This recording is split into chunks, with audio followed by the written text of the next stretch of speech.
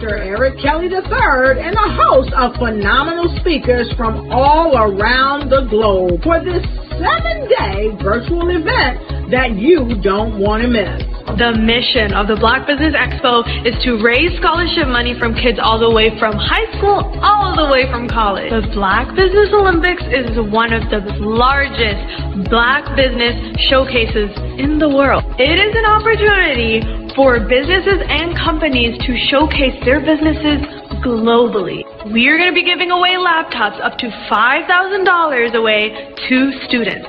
Again, I'm Olivia Appleberry, the founder of 2 Cents Finance and one of the speakers for the expo. I am so excited to see you there. For more info, go to www.blackbusinessexpousa.com or call 919-308-9090 and hope to see you there.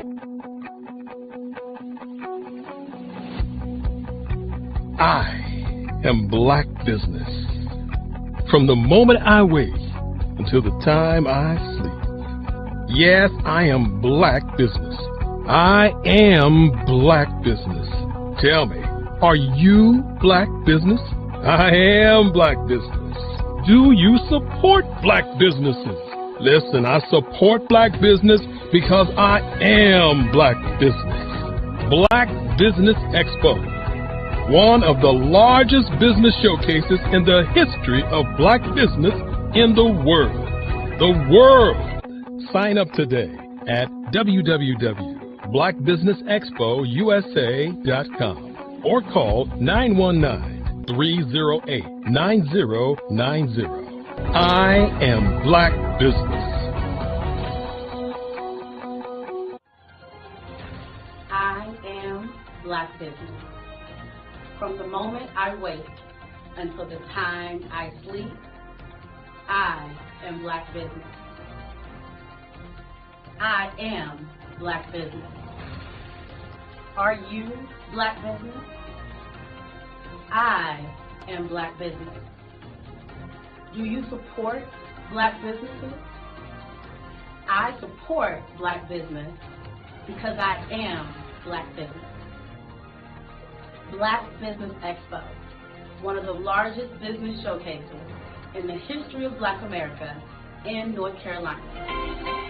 Join Dr. Eric Kelly III and a host of phenomenal speakers from all around the globe for this 7-day virtual event that you don't want to miss. The mission of the Black Business Expo is to raise scholarship money from kids all the way from high school all the way from college. The Black Business Olympics is one of the largest Black business showcases in the world. It is an opportunity for businesses and companies to showcase their businesses globally. We are going to be giving away laptops up to $5,000 away to students.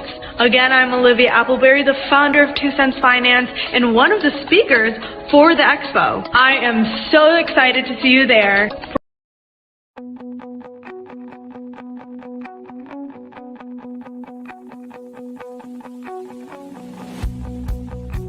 I am Black business. From the moment I wake until the time I sleep. Yes, I am Black business. I am Black business. Tell me, are you Black business? I am Black business. Do you support Black businesses? Listen, I support Black business because I am Black business. Black Business Expo, one of the largest business showcases in the history of Black business in the world. The world! Sign up today at www.blackbusinessexpousa.com or call 919-308-9090. I am Black business.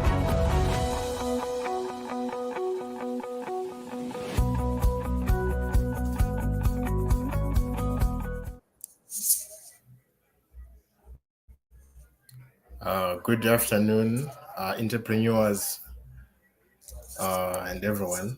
My name is Divine Kudzai Makwana, and I'm going to be the presenter today.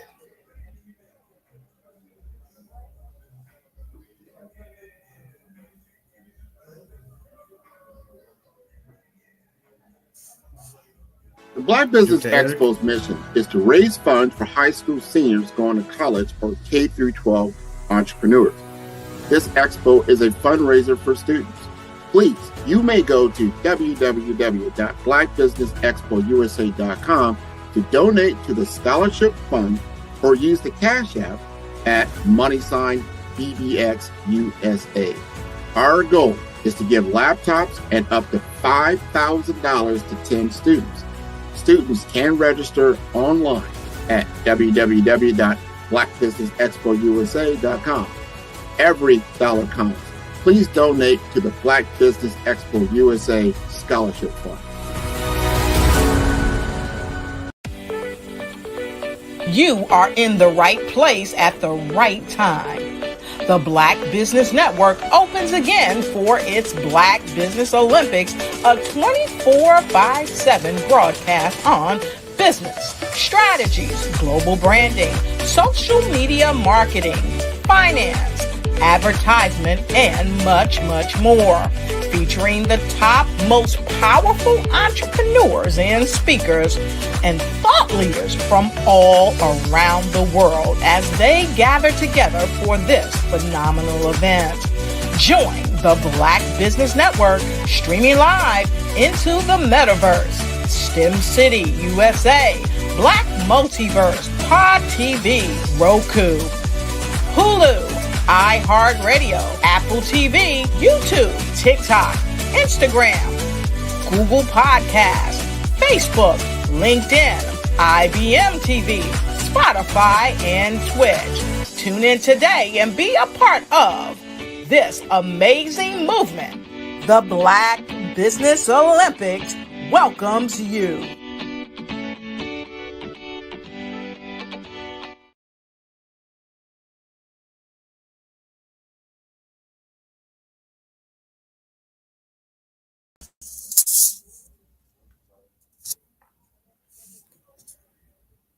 Good afternoon, ladies and gentlemen, entrepreneurs.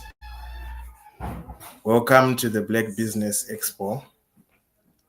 I am Divine Kudzaimakwana, a graphic designer, a creative brand identity designer from Africa, all the way from Zimbabwe, Harare. So today, I'm going to take you through to my journey as a designer, as a young entrepreneur. All right. So I've been an artist growing up. I've been taught how to use a pencil and a paper. And as I was also growing up and also getting to know quite a lot of things this world has, I eventually became obsessed and passionate about art.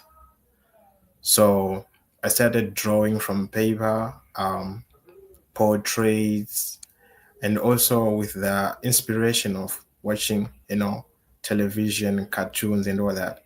I then found my path. I then knew I was meant to be an artist, to be a creative. And around 2017, that's when I discovered new ways to create my art, new ways to create communicative art, to create futuristic art that communicates, that bridges between companies and customers. So I started learning graphic designing, fashion, animation, and during that time, I was just learning. I was just trying to find a path that I would follow. I was trying to find something that would define what I do, that would define me, because art has a lot of things to do. And my goal was to just create something that would only represent me. So I realized that I am so good at helping people, helping brands move to the next step they want to be in their lives, in their business, and help them have a better growth. So through that, I defined my brand, my company, based on graphic designing, motion designing, brand identity, and animation. So the goal is to actually help business elevate, especially in terms of marketing, in terms of social media, so that they reach their clientele in a way that stands out well. So I started my company. It's called MDK Graphic Studio. Basically, it has my name, Makona Kuzai Divine Graphic Studio. And that's when I decided that I want to help businesses grow. So over the years, up until now, today, I have tried to do that, tried to serve, tried to create content. And I see myself in the future actually being able to manage a bigger, broader agents that will help businesses reach their goals, that will help businesses elevate to the next day, to the next level. So that's basically what my company is all about. It's all about creating content, helping companies market their businesses, also helping individuals realize that they have talents which they can turn into something very profitable in their lives. So yeah, that's what I'm all about.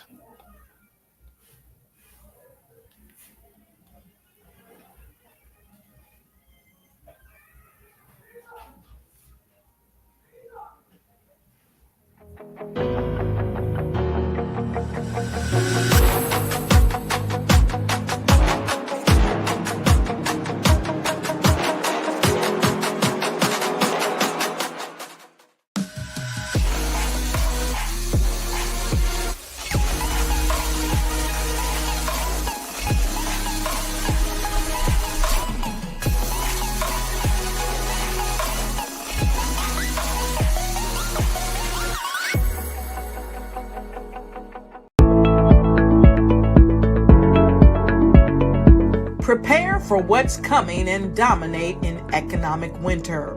Stand strong and thrive by showcasing your great products and services globally through the Black Business Network and Black Business Olympics. The Black Business Network has showcased over 2,000 companies with over $7 billion in sales each year. Over 10 million attendees have viewed the rebroadcast each month.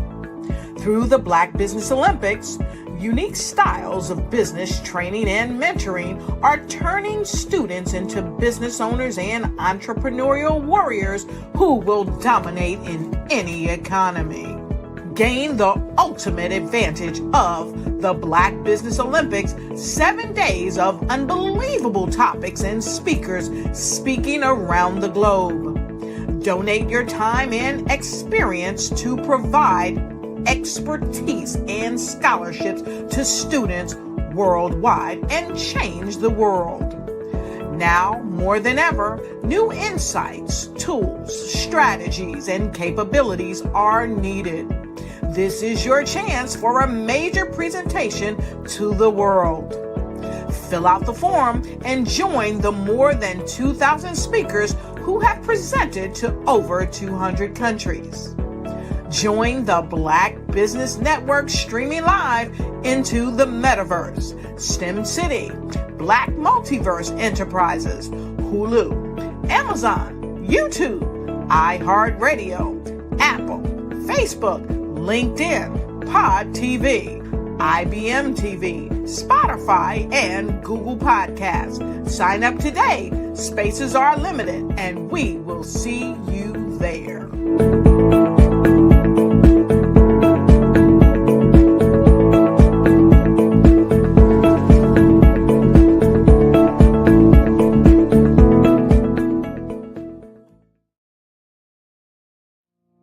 Did you know that approximately 333.34 million businesses exist today, according to a report from 2021? And you may be one of those businesses, or maybe you're not in the business market yet, but you're aspiring to be a business owner.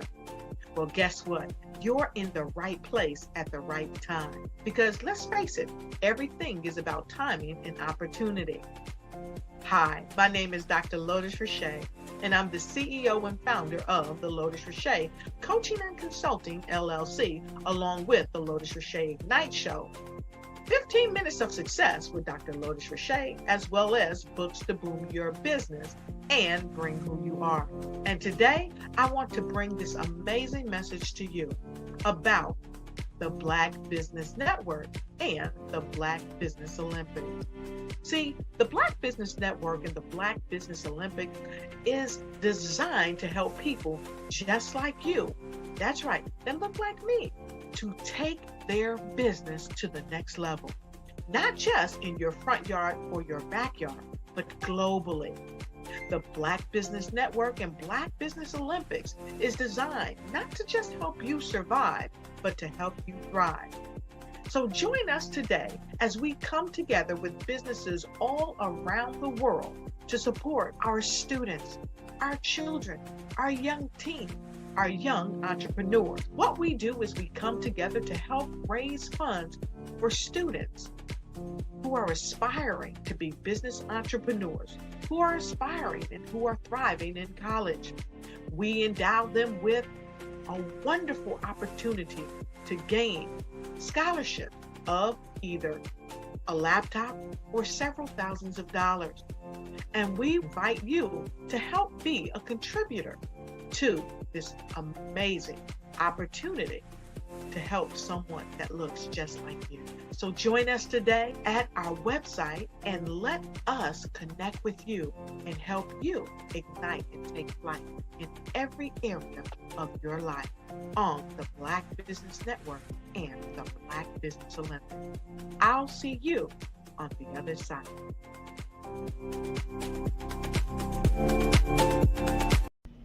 Why do I do what I do? You know, my life coach asked me that a few years ago, and she said, Tony, what's your why? And I told her, and she said, girl, you've already accomplished that. Perhaps you need a new why. Hi, Tony Harris, Amy Hoydu with Say It Said Marketing, one of your students. And just wanted to say thank you, Tony Harris, for spending so much time with me and giving me that boost in my business that I so drastically needed.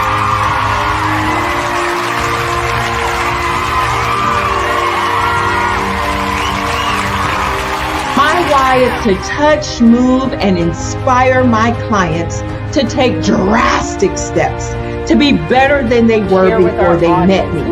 I'm a resource, I'm a connector. I want to help people build deeper relationships that are beneficial to their life and business. That's what I do best. So, first thing you got to do is show up. And speaking is a way to magnetically attract your ideal client to you. How many of you use social media that way? Absolutely, and this is how you look to the world. Drastic steps are the steps that are needed to be successful. And my business is drastic denotes a mindset. Getting out of your comfort zone. Doing something that you don't necessarily feel comfortable doing, want to do, but you know it's a necessary step to be successful in your business. I get the most satisfaction when I see my connections flourishing into relationships long after I am gone. Hi, my name is Jasmine Augustine with Media Jasmine, and I've joined several networking and referral groups in the area. And Network in Action Northeast Houston with Tony Harris Taylor is one of the best organizations that I've joined. I love that piece of what I do, and it is what fuels my fire.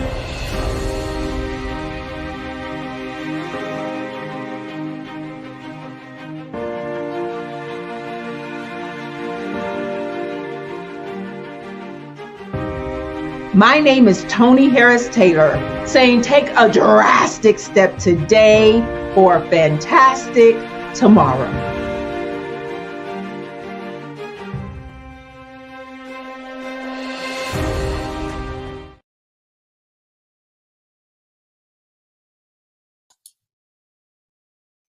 Hi, I'm Barbara Smith. Genius is common. My genius is executive coaching and professional corporate training. As the master executive coach and corporate training ambassador for the Genius is Common movement, I help business owners craft their stories in such a way that you know exactly what they do, what they have, and what they bring to the table. Many times as business owners, we are asked, so what do you do for a living? And we could be crushing in our businesses, but we're not quite sure exactly what to say in a short amount of time. Well, I help you take those stories that are the reason why you're in business and why you're so passionate about your business and craft them in such a way that people are drawn to you as opposed to being repelled by you. Because every conversation, every time you talk to someone about your business, you are excited about it. But are you really conveying what you do, what you have, and what you bring to the table? And do really people understand why you care so much and why they should care that you have the solution to their problem? Well, I'm here to help you with that. As a master storyteller, I can help you with your stories and spin them in such a way that they are intriguing and fascinating. People want to listen to you talk about your business. That's why at the Genius is Common movement, I am the master executive coach and professional training ambassador. That's my genius. And genius? Oh yeah, it's common.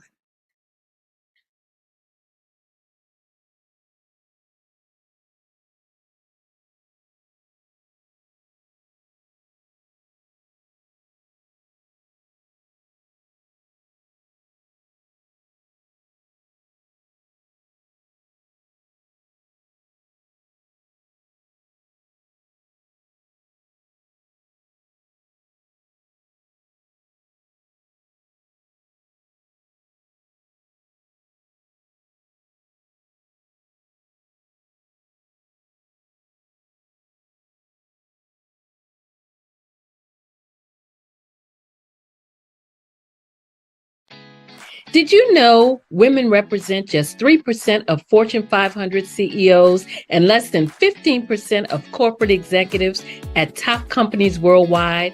Have you wondered what the secrets are to getting into the top ranks, whether in the private or public sector? Do you want to figure out how to stop being held back in your career or passed over for promotion? Then you're in the right place. Hi, I'm Dr. Madeline Ann Lewis, President and CEO of the Executive Women's Success Institute. I have decades of experience in the military, the federal government, and corporate America, and my mission is to help women succeed and tap into their full potential. I want to reach 1 million+ women around the world to become the leaders they are meant to be. So if you want to move into a management or executive level position, or maybe you are a female veteran transitioning out of the military into business entrepreneurship, then reach out to the Executive Women's Success Institute at 301-693-3284. Let us get you on the fast track to success.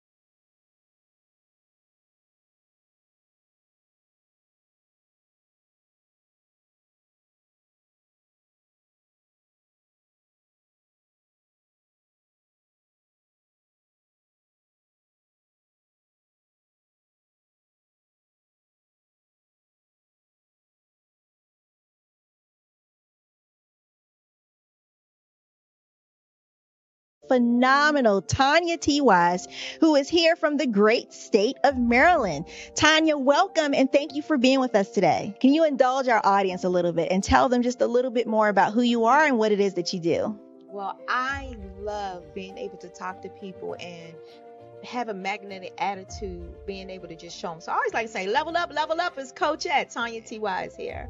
So can you tell our audience, just give them a teaser about what your presentation will be about? So my philosophy is that we should all be living our dream life. So tomorrow I'm going to talk about how you start living your dream life. What are some of the things that you thought about in your childhood that you just kind of let go and dormant? Wow. And I want to reignite that and just give you some pointers and some tips, some tools, some strategies to be able to start living your best life now. And guess what, Wanda?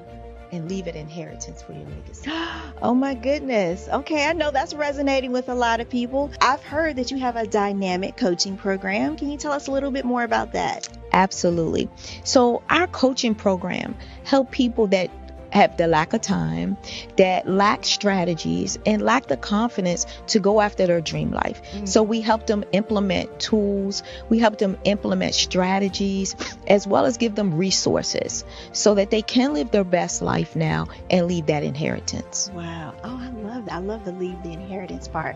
Listen, you are dropping some major nuggets, and I know a lot of what you're saying is resonating with a lot of people, but I think we're all curious. How did you even make this transition into the speaking and coaching arena? What's the story behind this? So I started out in finance, and I realized that a lot of people don't necessarily go after their dream life because of the lack of finances or the education behind finances. But it wasn't until I lost my firstborn, my only son, that life changed for me. And where I was going after it all, living the corporate life, hit my 6-figure income and living in my dream house with my dream man, driving my dream car. I nearly lost it all when I lost my son. And so I realized it only takes one financial catastrophe that can change your entire life. That's what made me start All New Beginnings. Because no matter what's going on in life, there's a new beginning.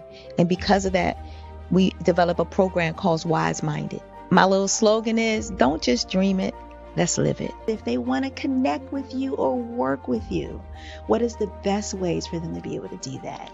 Well, for my social media guru, you can connect with me on every single social media platform as Tanya T. Wise.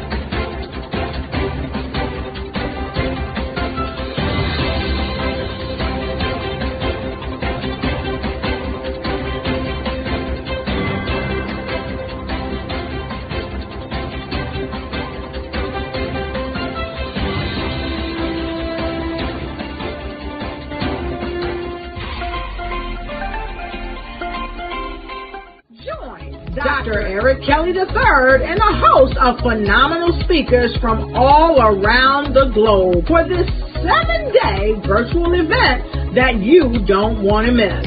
The mission of the Black Business Expo is to raise scholarship money from kids all the way from high school, all the way from college. The Black Business Olympics is one of the largest Black business showcases in the world. It is an opportunity for businesses and companies to showcase their businesses globally. We are going to be giving away laptops up to $5,000 away to students.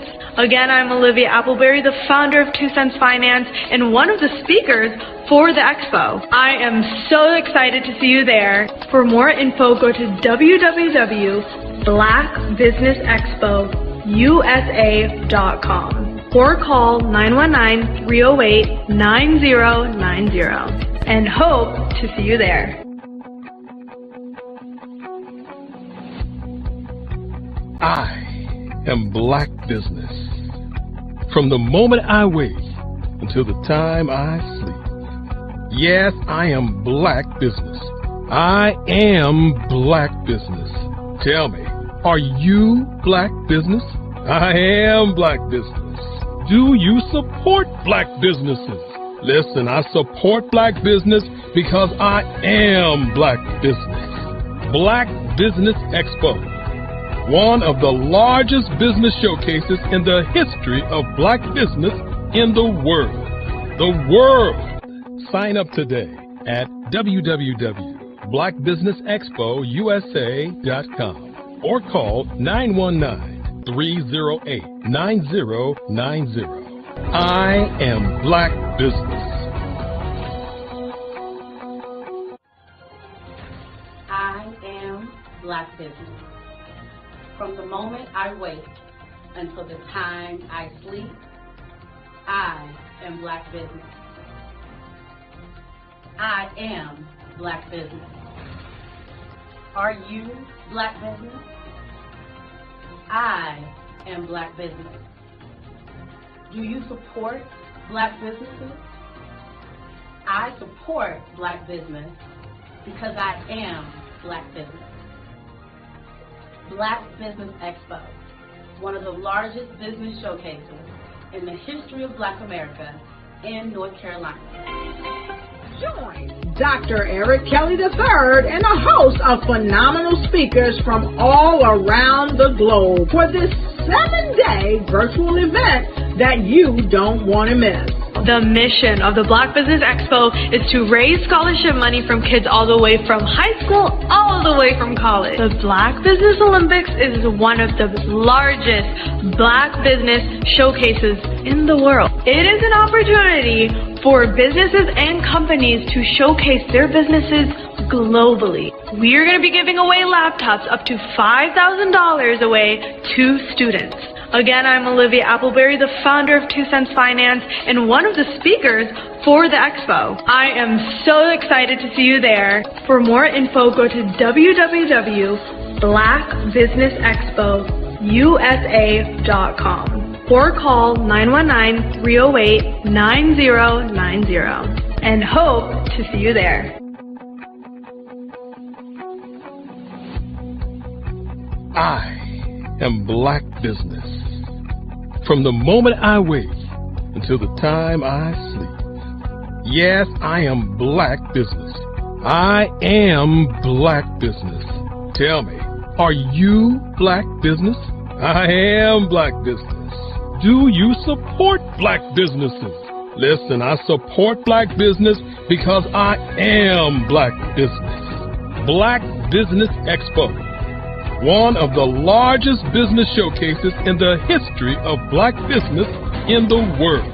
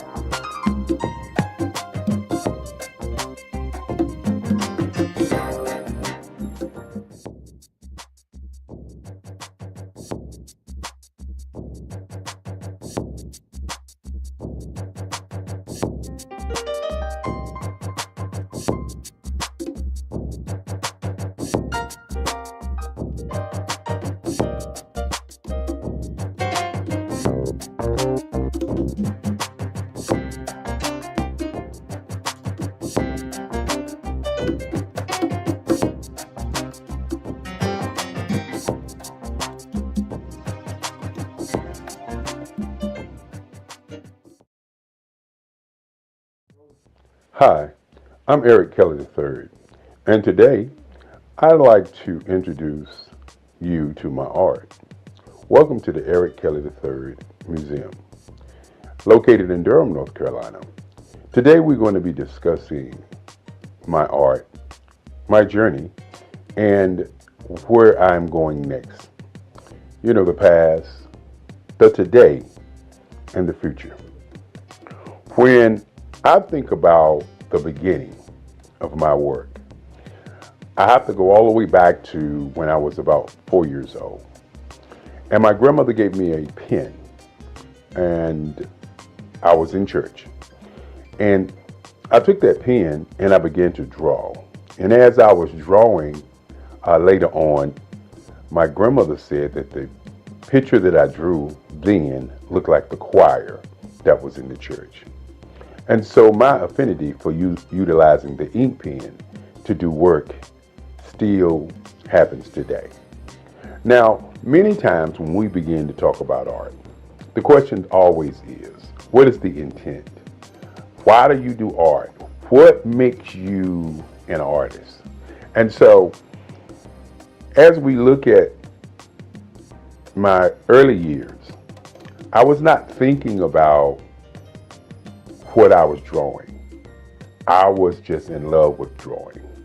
I remember in the 5th grade when a young man, one of my friends, came to my desk and saw me drawing, and he said he'd like to draw. And so I said to him, anyone can draw. Because in my mind as a young kid, my art was just a way of, I would say, expressing how I felt. And so each day I would give him triangles and squares and show him how to draw. And so in my mind, I wanted to be an art teacher. And being an art teacher, I thought I could give back to other young people, other folk, how I felt about art. And so as we moved through my timeline and moved past the 5th grade, I began to draw, I would say, comic book figures, you know, a lot of figures, a lot of pictures of what I saw in comic books. And one of the things that I noticed about me at an early age, maybe it was because my grandmother was a civil rights leader, maybe it was because my great-grandfather wanted me to be a lawyer, and he took me each day from Scarborough Nursery School down to the courthouse to watch what was going on at the courthouse. And maybe it was me watching television and seeing the civil rights movement happening, and seeing things that were going on. But I remember when I was about 12 that there was this thing called identity. You know, say it loud, I'm black and I'm proud. And the music that I was hearing was just so different until I began to change the white images that I looked at to black images. I can remember the Incredible Hulk that I changed into the Incredible Bullock. You got to understand, I was a kid, you know. Tarzan.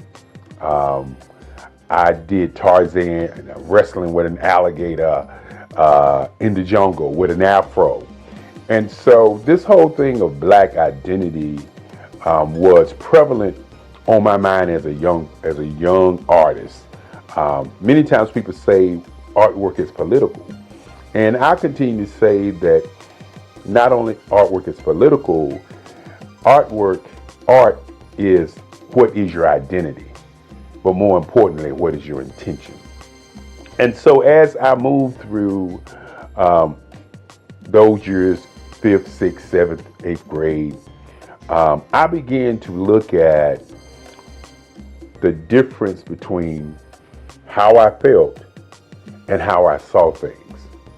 And one of the things that I noticed early on is that I could actually hear tones and hear music and I would see colors in terms of what I was drawing.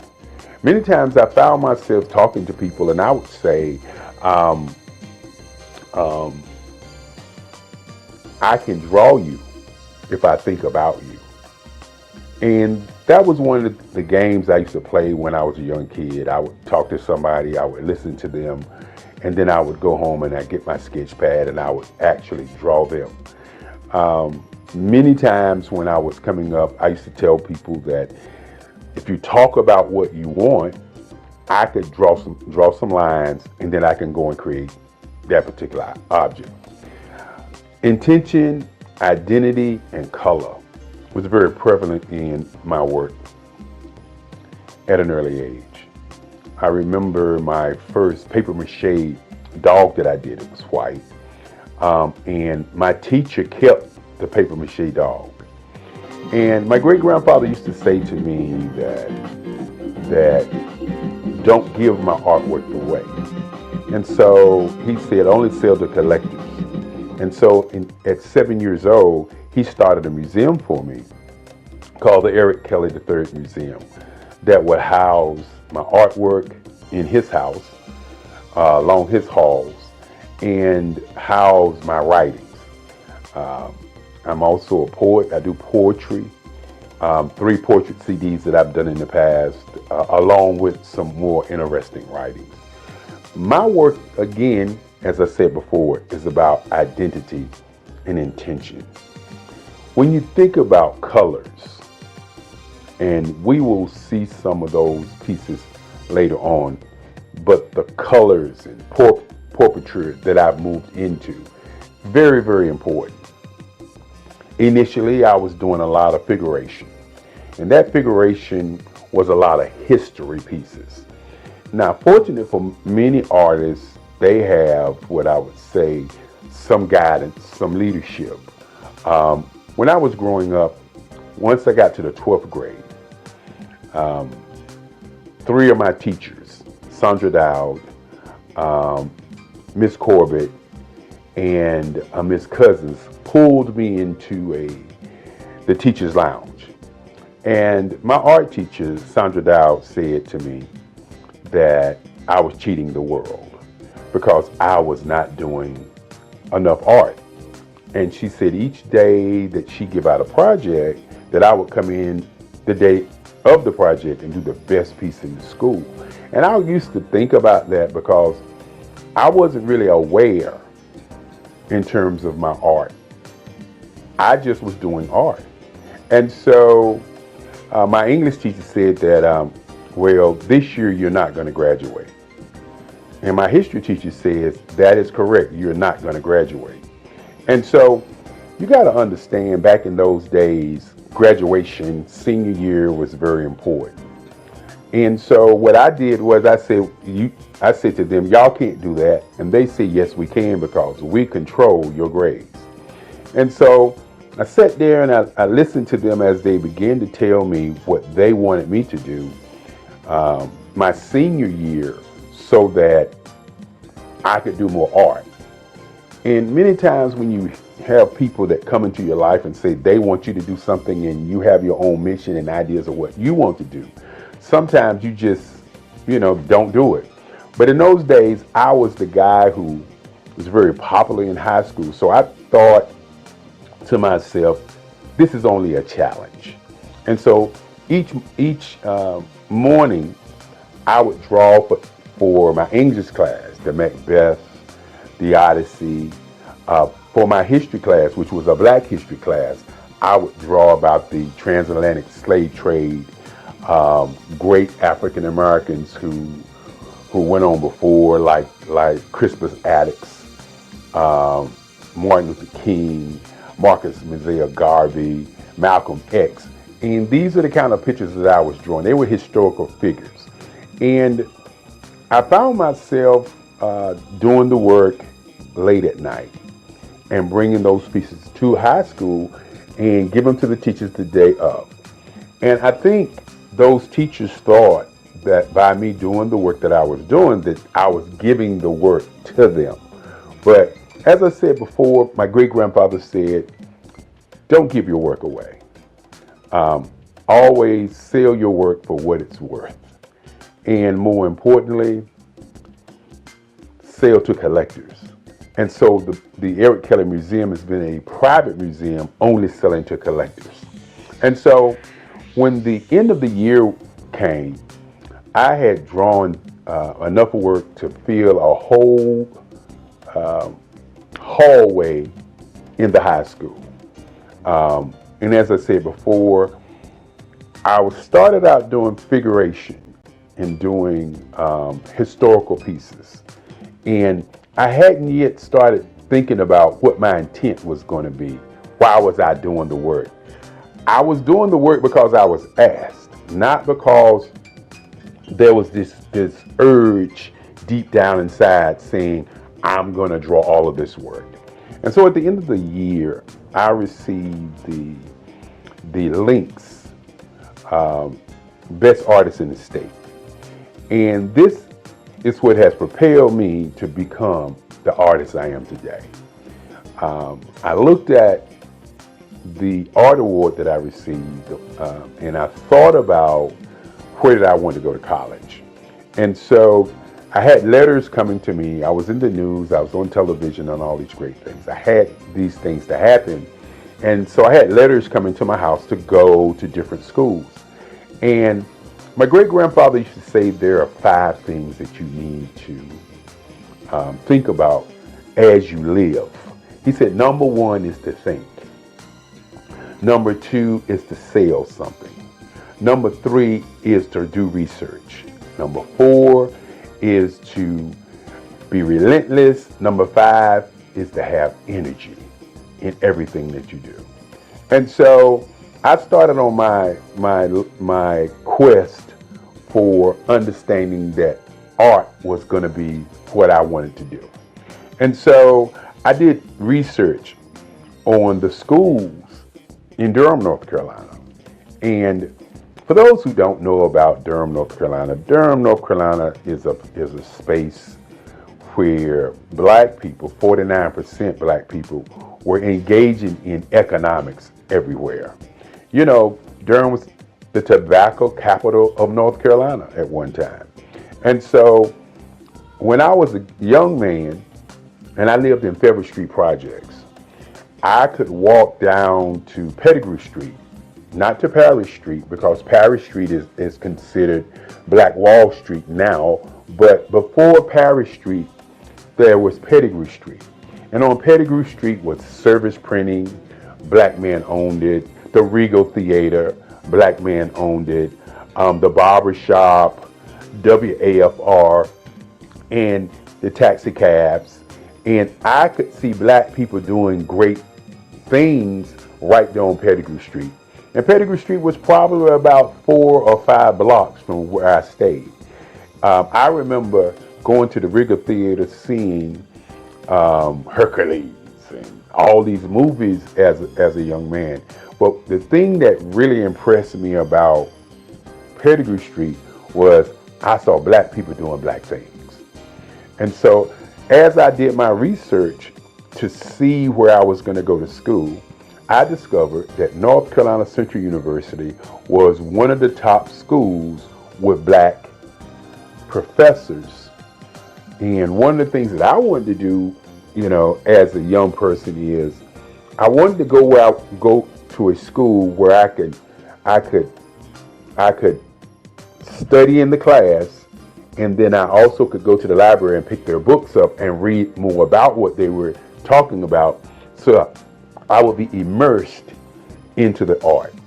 And so at that time, North Carolina Central University did not have an art scholarship program. And so remember what I said earlier about my great-grandfather. He said, think and then sell and do research. And so in doing my research and thinking, I said to myself, I want to take my portfolio down and ask them to come to that school for art. Now, many people don't know, and I didn't know at the time, that Ernie Barnes, who is one of the greatest artists who've ever come out of Durham, North Carolina, didn't know that Ernie Barnes had gone to North Carolina Central University. That was not, in my mind, something that I knew. I was an artist who was influenced by the people that I knew, not the books that I read, but the people that I actually knew. And so I took my portfolio down to Atlanta Henderson at North Carolina Central University. My portfolio was full of historical art, as I said before, because that's all I was doing. Many times you hear the idea that all art is political art. While I wasn't thinking my art was political, my art was always about identity as a black man, as a black person, as a black entity on the planet. And so I left my portfolio with Dr. Henderson, and a week passed, and they sent me a letter offering me an art scholarship at North Carolina Central University. This was probably one of the greatest days of my life. As my grandmother at the time said to me, she said, well, since you're going to school for free, I'm going to give you the family car. And you know, when you're thinking about your life and how things transpire to get you where you're going, these are the kinds of things that move you to believe in yourself. My grandmother used to say, you can do anything that you want to do. Just stand up for yourself and do it. And so, with that being said, my grandmother gave me the family car, and off to North Carolina Central University I was. And, you know, one of the first heartaches that I would say that I had at North Carolina Central University was the whole I'm on art scholarship. And why I say it was a heartache is because the other students that was in school in those days, they knew I was on art scholarship. I didn't know they knew I was on art scholarship. So when classes began and I was asking the other students about painting, because in high school I had done 3 paintings, hadn't done a lot of painting. As a matter of fact, I was self-taught for my painting. My art teacher, Sandra Dowd, said to me, and I will never forget it, she said, you're an artist. I don't have to tell you what to do. Just take the paint and put it on the canvas and you will figure it out. And that was my first foray into painting. And I did pretty good. I created an abstract, I created a couple other paintings, and I was doing pastels at the time. And pastels was my first love after pencil and ink pen. And so what I did was I utilized my pastel skills as a way of painting.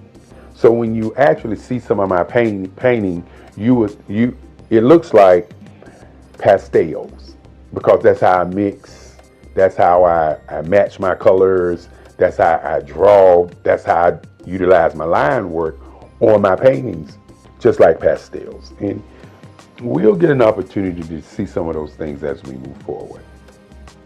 And so as I got to college, I won't ever forget, I was asking a young lady how to paint. And she said, you got an art scholarship, you ought to know how to paint. And this was a heartbreaker for me, because I came from a background of people helping people to get to where they go.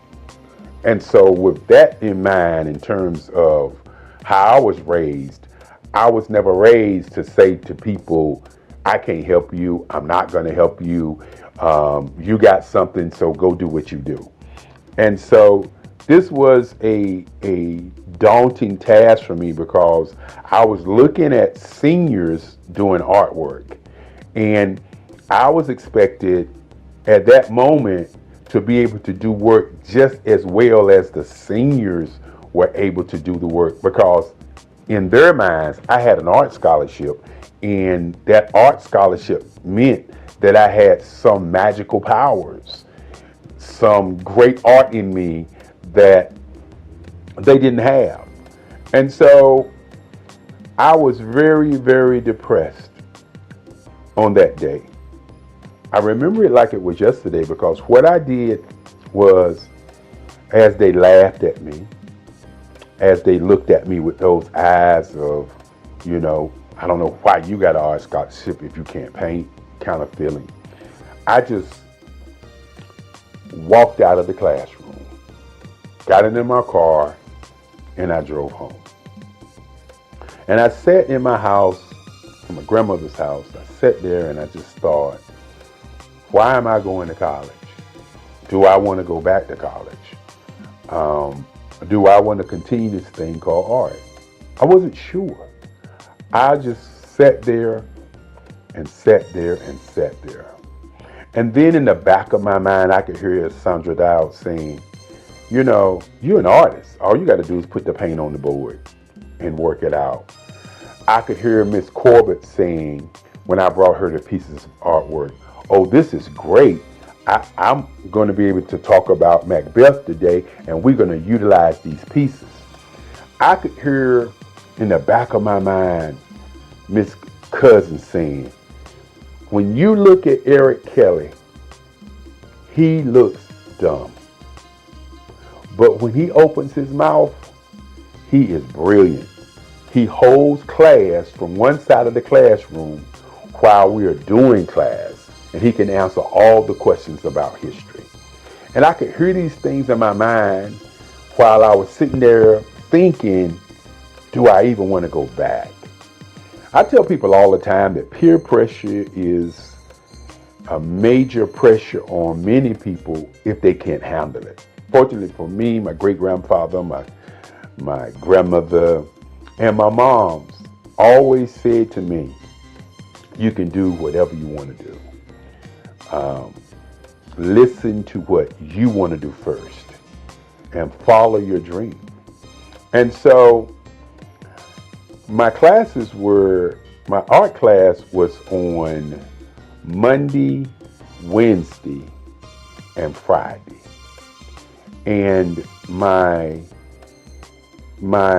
class that I went to was on a Monday. On Tuesday, I didn't go to art class. Wednesday, I didn't go to art class. So on Thursday, I decided that I'm going to go over there to North Carolina Central, and I was going to paint. Now, you got to understand, as a young kid, a young black man, when you're thinking about your identity, you're thinking about what you want to do, and people are pressing against you and doubting who you are and really identifying and seeing who you are. You gotta understand, you're not the guy that I am today. You are a young man who has fear, a young man who's uncertain, a young man who is asking the question, why am I here? And so on that Thursday, I went to the art department at 4:00 when I knew most of the students were not there. And I went to my board and I pulled out my paints and I started painting. And I just kept painting. And I just kept painting. And I continued to paint. I was working it out, trying to figure out what in the world was I doing. And I remember when I got to the art department and I thought about what I wanted to paint. And I painted a piece that if people saw it today, they probably would say that it's racist. If people saw it today, they would probably say, what was he thinking? What was his intent? But I had done a piece in history, in Black history class, of a slave being hung. And it showed a plantation owner grabbing the slave in his hair, getting ready to put the slave into a rope. The name of the picture was I Didn't Do It. And the picture was about a slave who witnessed something that happened and told other people on the plantation, and then the master decided to hang him for talking about it. And in this piece also has the Ku Klux Klan in the back, the fiery cross in the back, and all of that crazy stuff I was doing back in that day. And I began to paint that picture. And as I was painting that picture, I could see exactly how to paint. I don't know why or what, but I could actually see how to paint. And so I was there from 4 o'clock in the afternoon, and I looked up, it was 4 o'clock in the morning. I took my sheet that we had in art class and I laid it over the piece, and I jumped in my car and I went home. And so my class was Friday morning at 11 o'clock, 11:35. And so I got to class late that day, and somebody had pulled my sheet off of my painting, and the whole entire class was standing around my piece. You know, when you are uncertain about who you are and what you're doing sometimes, and you're looking for validation, it kind of gets in the way of how you make art. And what I mean by that is, I was not looking for validation. I was looking for how to paint. And by looking for how to paint, I created something that nobody expected to come from me, because just 2 days prior, I was asking people in class how to paint. And so this has been a part of who I've always been, is the kind of person who looks at something from a perspective, and instead of asking a question, I delve into it and make a change and make a difference.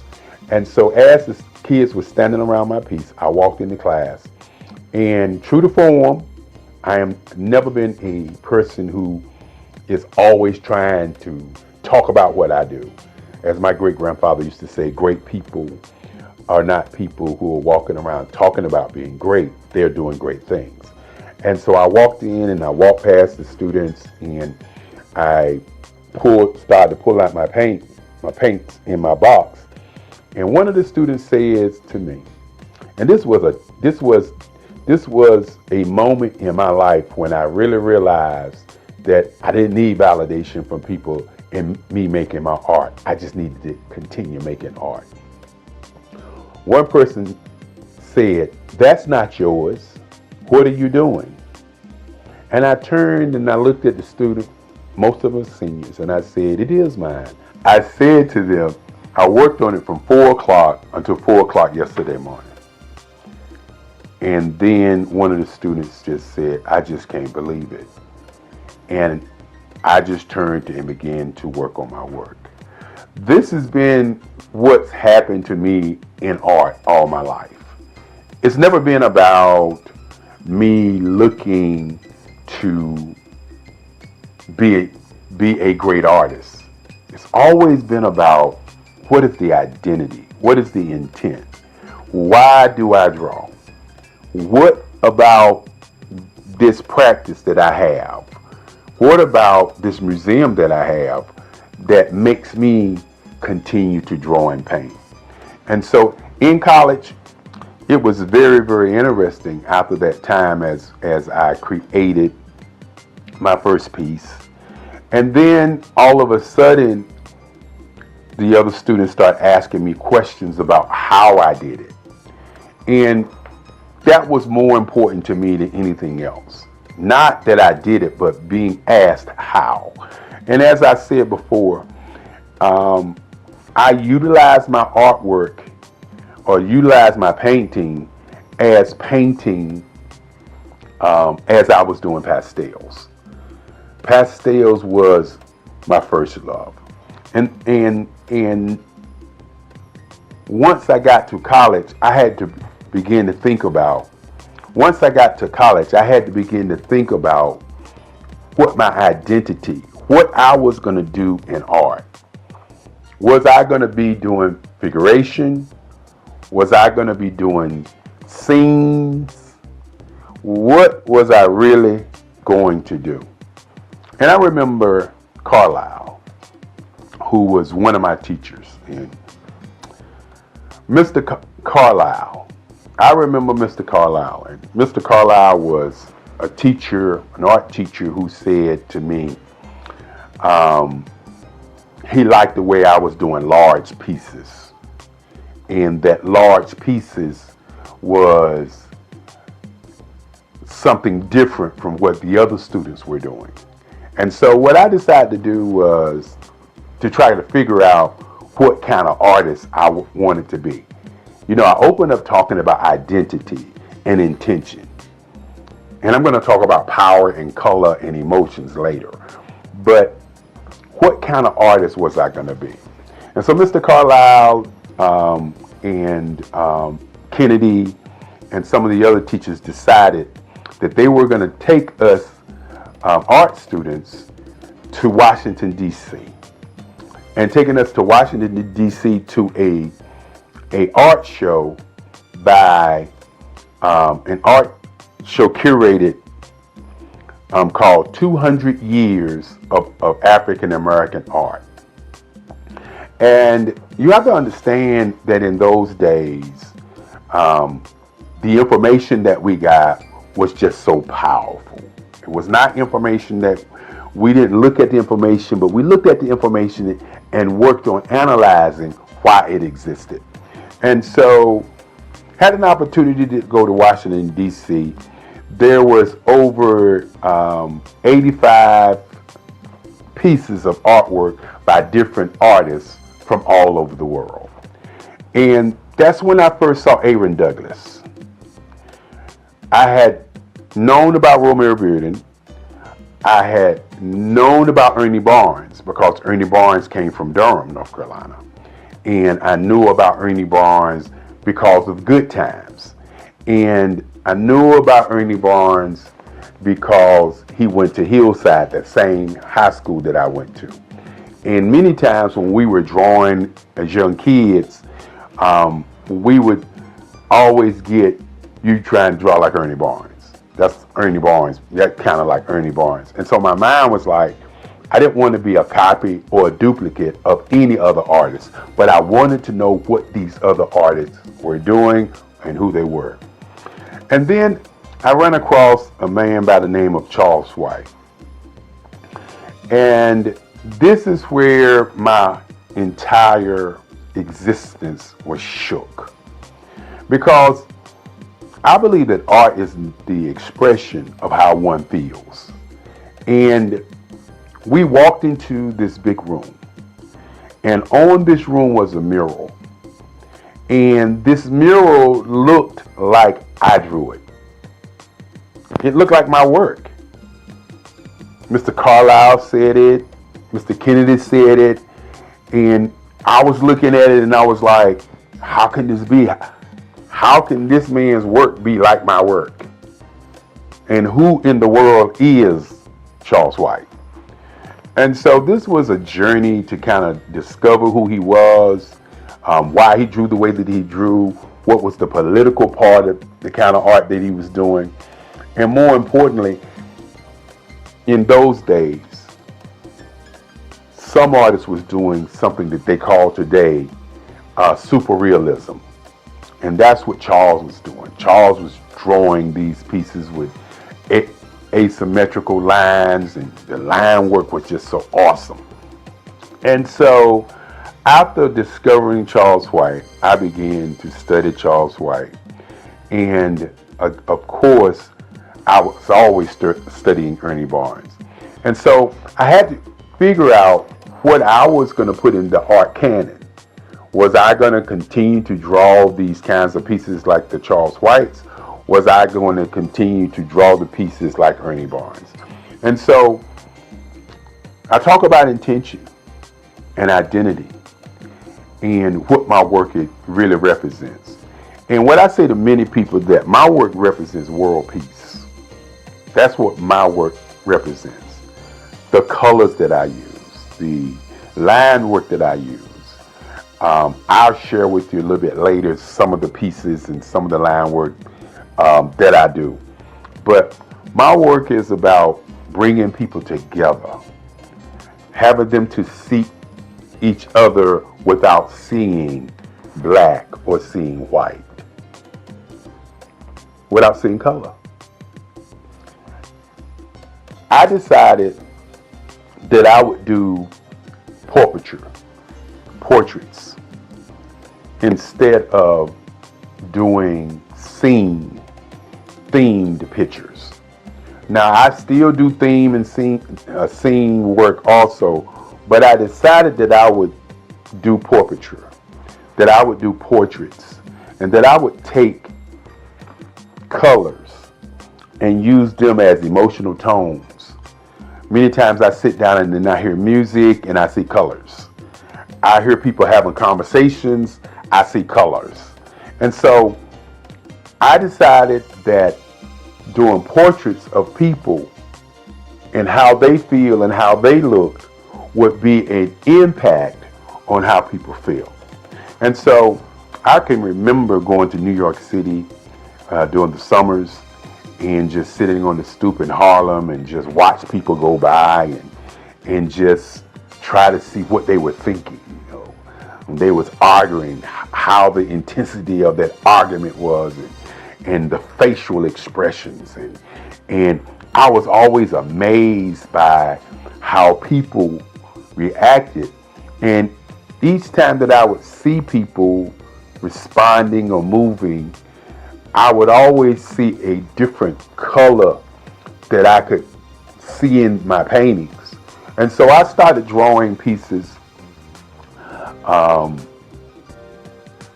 in colors. And so my work has morphed from just doing the figuration into just doing portraitures, even though my next series of paintings are going to be dedicated to black women. That's going to be an awesome set of work that I'm going to work on. I can't wait. And so when you look at my work and you look at my portraits, you'll notice that I'm working to capture an emotion.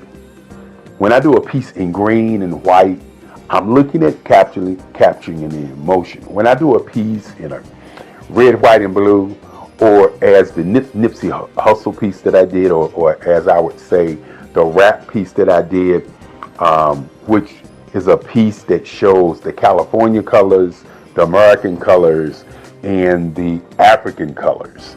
And so I'm utilizing all these colors to make you, the viewer, see an emotion and get a feeling from that particular piece.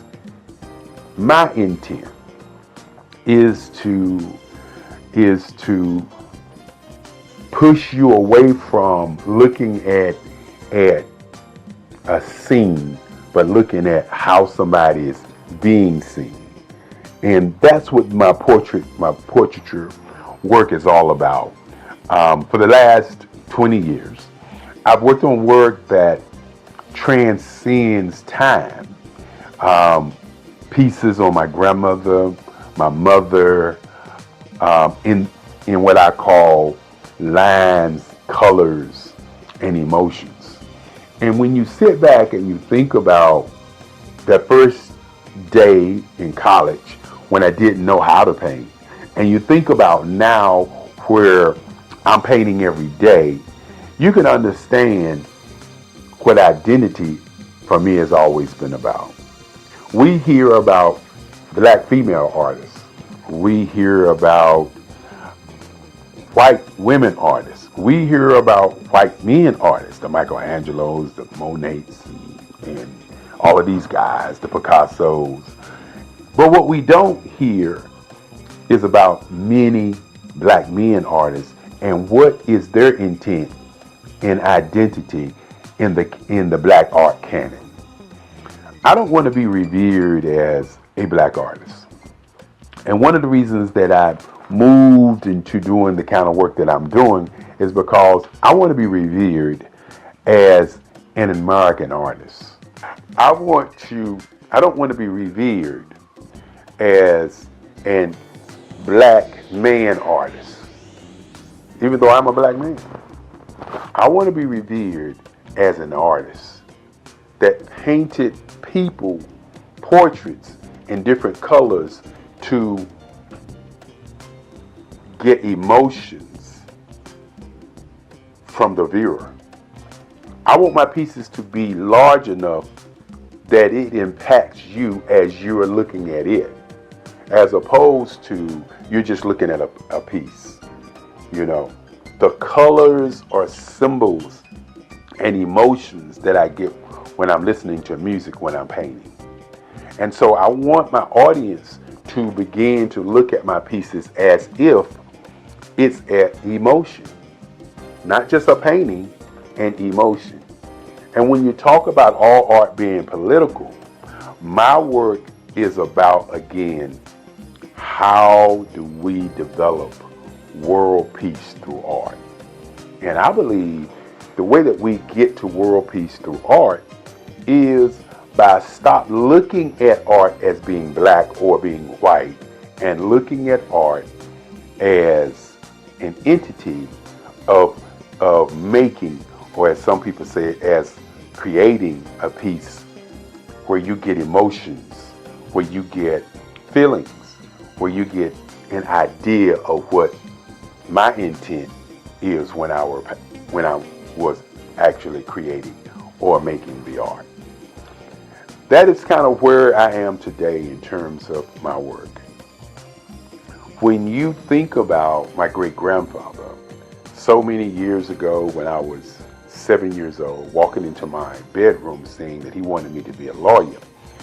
And he asked me what did I want to be, and I said I wanted to be an artist. And at that moment, he made a decision to create for me the Eric Kelly III Museum. After we went to look at museums to see what they were about, you have to understand that the future of what I would like to see happen is museums for artists who have been marginalized, for people who we don't talk about. Why is there not an Ernie Barnes Museum in Durham, North Carolina? Why is there not a Romare Bearden Museum in his hometown? Why is there not a museum for black artists so that our young people can see how they went through the process of how they do work? And so with my museum, it's been kind of a blueprint for these kinds of things. The Eric Kelly Museum houses the collective writings, the collective works of my work for over 65 years. And one of the things that I would like to see happen is many, many more museums for great artists. When you sit back and you talk about Basquiat, for example, great artist, a New York artist, where is his museum? Where is a place or a space for us to go and see his work? I talked about Ernie Barnes, Charles White, for instance. Where can we go and learn about Charles White? Another gentleman, and I could go on and talk about Kehinde Wiley, who's doing awesome work, Lisa Butler, who's doing awesome work, Mark Bradford, who's doing awesome work. We can go around the country and around the world and see the Van Gogh Museum. We can see the Richard Steele's work, Clifford Steele, work. We can see all of these white artists around the world. Museums. Where are the black museums for our young people to see the greatness of these artists who have gone on before us? You know, I also do photography work, and Gordon Parks was a great photographer. But think about it for a moment. Other than seeing the exhibit of Gordon Parks photography, where can you go and study him, the man? One of the reasons that I'm doing this video is because when you look at or talk about artists, many times we have people to narrate what was that artist thinking about, okay? And what was he feeling about what he was doing? And you don't get the conversation from the artist. The artists don't talk about the line work. The artists don't talk about the color. The artists don't talk about how he got to where he is. It's always somebody else talking about how he got there. Van Gogh, for instance, they talk about him cutting off his ear and sending it to somebody. They talk about the Starry Night piece. From their perspective, they don't talk about, or we don't hear Van Gogh say, well, the reason I did Starry Night because I was depressed and I just thought tonight this was a piece. I was studying to do these kinds of things and this is how the Starry Night happened. We don't get that story. So you really don't know the intent. And so I want to do a conversation about the intent of my work. My portraits, my lines and my colors are put together in a way to pull from you an emotion of how you feel about people on the planet. My pieces are human landscapes. I want you to look at my work and see the lines as the age of the people who I'm painting. When I talk about sitting in North Carolina on my stoop, or sitting in New York City, or going to Chicago, going to New Orleans, going to California, and going to all these different places and watching people, I want you to understand that I'm watching people to see how they move, how they react, how they respond, what makes them them. And so when you see my work, you may see a piece and say, that looks like this person, or that looks like that person, or that looks like this woman or this man. Well, what I do is I watch people and then I create the feeling that I got from those people.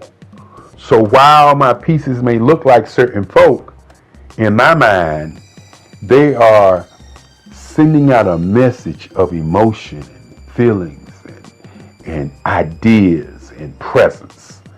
And that's my intent. My intent is not to just paint pictures and you like them. My intent is to pull something from you deep down. My pieces are spiritual. The lines sometimes remind you of African Mask. The lines remind you of lights and darks. The lines remind you of energy, of hope and presence. That's why I do the work that I do. Now, I could easily do figurative work. I could easily do scenes. But I had to ask myself one question. How do I do something that's going to be different, that's going to stand the test of time and say Eric Kelly III was here? And this was his work. This was his style. This is what he was thinking as he did artwork. And so as you look at my work, my earlier pieces, as I said before, were historical pieces, historical places in time. And then you look at my work now, you'll notice that I've morphed into doing work that brings about that whole emotional feeling from you to the work. And that's where we are today.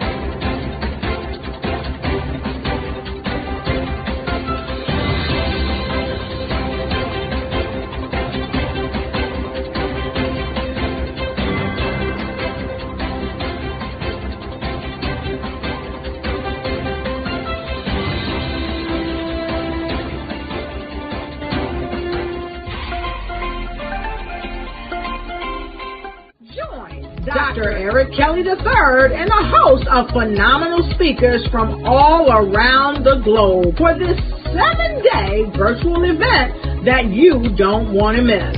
The mission of the Black Business Expo is to raise scholarship money from kids all the way from high school, all the way from college. The Black Business Olympics is one of the largest Black business showcases in the world. It is an opportunity for businesses and companies to showcase their businesses globally. We are going to be giving away laptops up to $5,000 away to students. Again, I'm Olivia Appleberry, the founder of 2 Cents Finance and one of the speakers for the expo. I am so excited to see you there. For more info, go to www.blackbusinessexpousa.com. I am Black Business. From the moment I wake until the time I sleep, I am Black Business. I am Black Business. Are you Black Business? I am Black Business. Do you support Black businesses? I support Black business because I am Black Business. Black Business Expo, one of the largest business showcases in the history of Black business in the world. Sign up today at www.blackbusinessexpousa.com or call 919-308-9090. I am Black Business.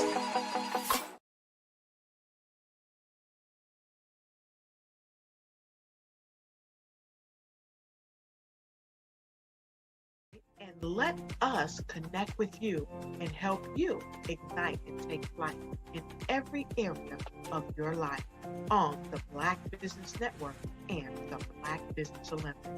I'll see you on the other side.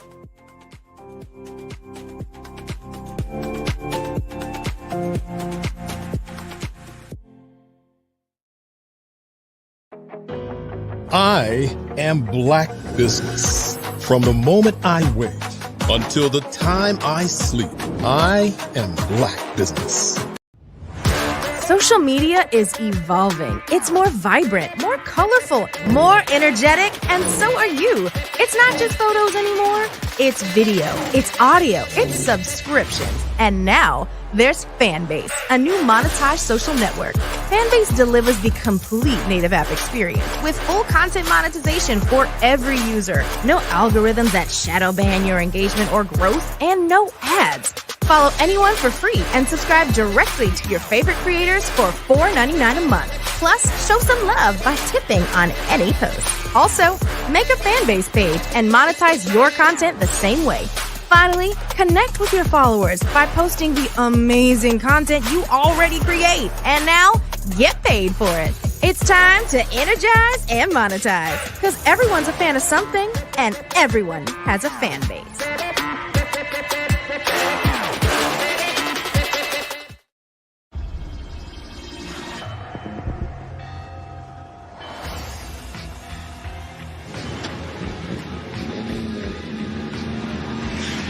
La connexion BU. La connexion BU.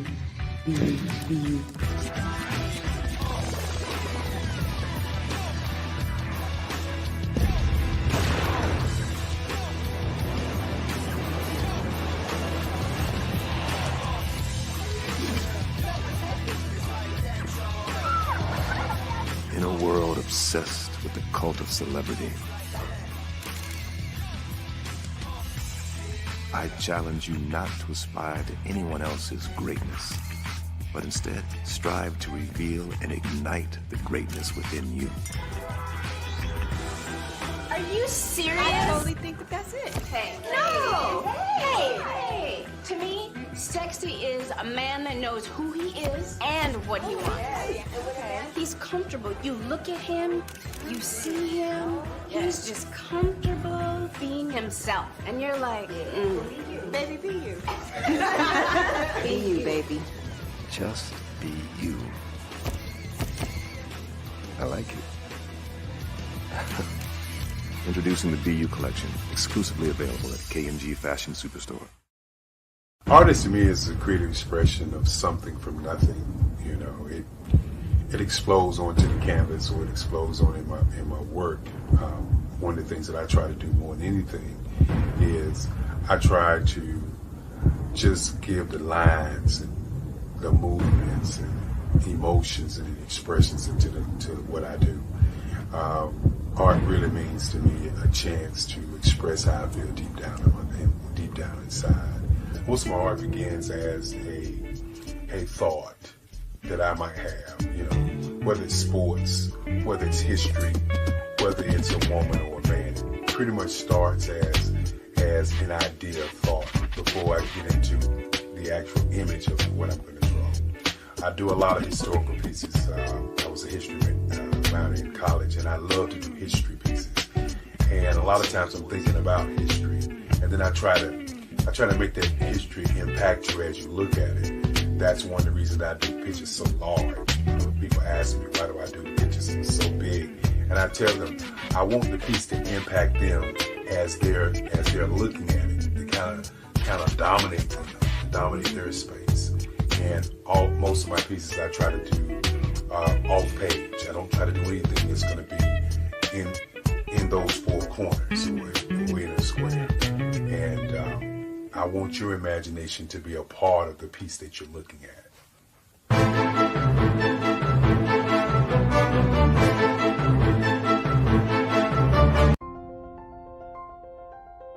What if you could build your own city?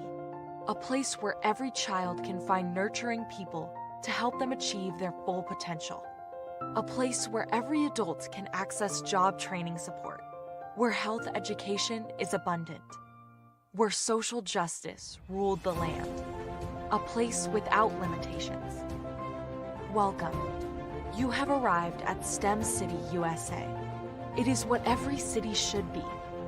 A safe and trusted community where you find people and resources to help you become everything you are and beyond. STEM City is unlike anything you have ever experienced. It is a digital twin of the world around you, only better. STEM City is about energy and soul renewal. It is more than a digital world. You can almost feel the power of live cultural events, music, and theater. STEM City promises a better future for children with caring mentors and hands-on activities with dedicated tutors to support our youth. STEM City is your passport to a healthy lifestyle with weekly events addressing our community's many issues. STEM City is your financial well-being with helpful information on wealth management, career advancement, job training, and so much more. STEM City is the community you deserve. It is the city where your dreams can come true.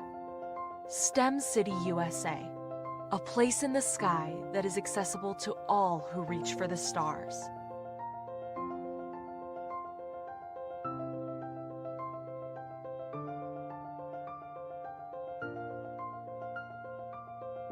The Black Business Expo's mission is to raise funds for high school seniors going to college or K-12 entrepreneurs. This expo is a fundraiser for students. Please, you may go to www.blackbusinessexpousa.com to donate to the scholarship fund or use the Cash App at $BBXUSA. Our goal is to give laptops and up to $5,000 to 10 students. Students can register online at www.blackbusinessexpousa.com. Every dollar counts. Please donate to the Black Business Expo USA Scholarship Fund. I was born in a little village on the island of Haiti. Many deadly diseases pounded me. It is as if they were on a mission to end my existence on this earth. I refused to give up. In 1983, I left Haiti and came to the United States of America. And I came with $5, 2 shirts. I didn't speak any English. I came to Atlanta. I got a job. I was a doorman. I was a doorman with a dream. What I used to come on stage. I'd rehearse this moment that I'm standing in front of you. That's the power of a dream. Maybe today is the day you begin acting as if you already have it. And then step out with full force. Take a risk. No condition is permanent. Don't let your situation distract you. You are chosen. You are called. You are born for a purpose in this life.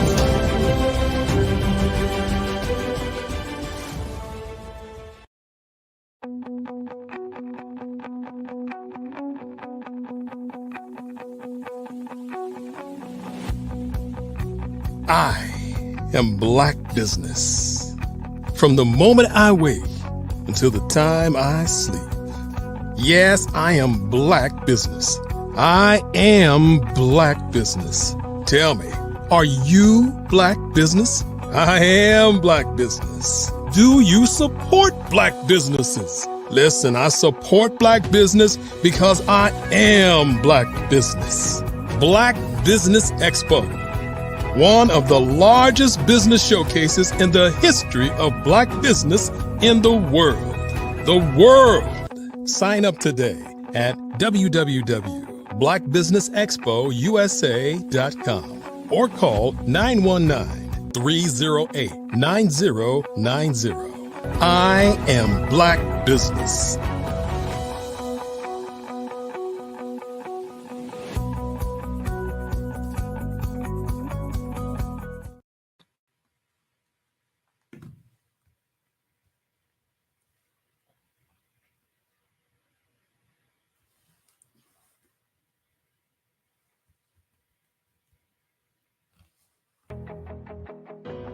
I am Black business. From the moment I wake until the time I sleep, I am Black business. I am Black business. Are you Black business? I am Black business. Do you support Black businesses? I support Black business because I am Black business. Black Business Expo, one of the largest business showcases in the history of Black business in the world. Hear that. My bad. Sign up today at www.blackbusinessexpousa.com or call 919-308-9090. I am Black business. Good day, business owners, entrepreneurs, thought leaders, and corporations. Welcome to the Black Business Network. My name is Victor Johnson. I am your business moderator for this edition of the Black Business Network. The Black Business Network is a 24-hour business network showcasing Black businesses, Black owners, entrepreneurs, and thought leaders worldwide. We have speakers from North Carolina, London, Singapore, Africa, Japan, and cities all over the United States. The Black Business Network is a global community sharing its business knowledge to empower, inspire, and educate businesses about businesses. Today, we got a special treat for you. A young lady named Akilah Tyson will be doing a fireside chat with her. But before we introduce her up, I've got to tell you about her bio.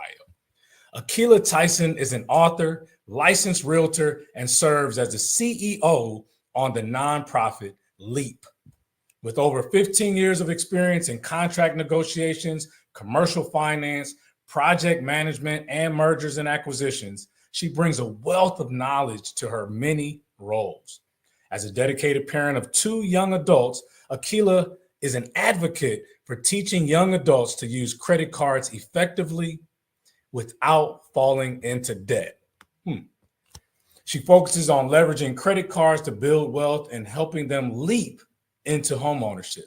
Additionally, Akilah is passionate about assisting fellow parents in equipping their young adults with the essential financial tools they need to thrive in adulthood.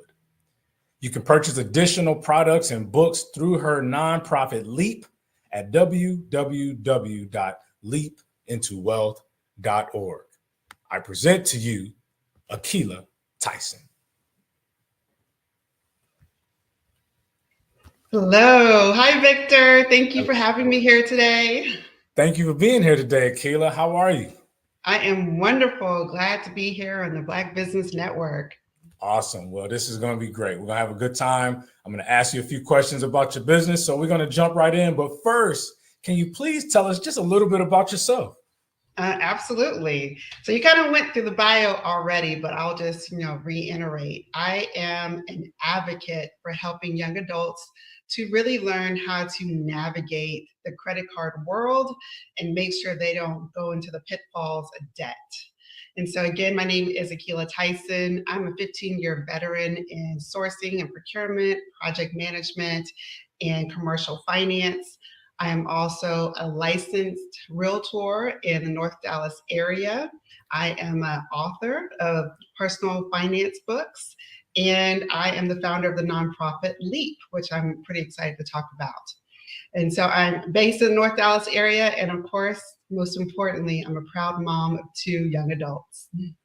Awesome. Well, this is great. So let's jump into LEAP itself. LEAP into Wealth. Can you tell us a little bit more about the organization? Absolutely. So Leap into Wealth is a grassroots organization. It's a nonprofit that I started about 2 years ago. And essentially, we are on a mission to help 1,000 renters leap into home ownership. And so LEAP stands for Legacy Education Advancement Program.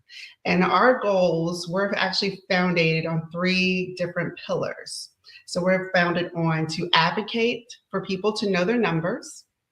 And essentially what that means to know your health numbers as well as your wealth numbers, because we all know that without your health, it's going to be very hard to maintain your wealth, right? Then secondly, it's to build a mindset of growth versus scarcity. So we're wanting to shift people away from thinking they cannot do something in more of a positive aspect that they can. And then we want to create that actual path to home ownership. And we do this through programs. We have free events that we offer throughout the year. And we also offer one-on-one coaching for those who are interested in going through the home ownership process. Wow, that is tremendous. So I heard advocating, especially for wealth and health, which is very powerful. I think how you do a thing is how you do everything. So if you're managing your wealth, you could be managing your health and those things like that. Growth mindset, very big part of it. And then 3, the path to home ownership. Tell us about what even got this started and what impact have you been able to make so far? Absolutely. So how I got started, when I first got my real estate license and I started to interact with clients, I was just really shocked that there were so many people, particularly people in our community, Black and brown people, who just did not know that they could purchase a home. They didn't think they could qualify for a home. They didn't think they had the means to ever obtain the dream of home ownership. And being in the real estate world, I'm exposed to so many programs that are out there that can make this dream a reality for so many people. There's down payment assistance programs, there are government programs, there are programs that will help with closing costs, there are lending programs out there. There's even programs, if you don't have a credit score, you can still get into housing. And so it's just a matter of sharing that knowledge and making sure that those in our community know that there are other options out there, not just the traditional route to get into housing.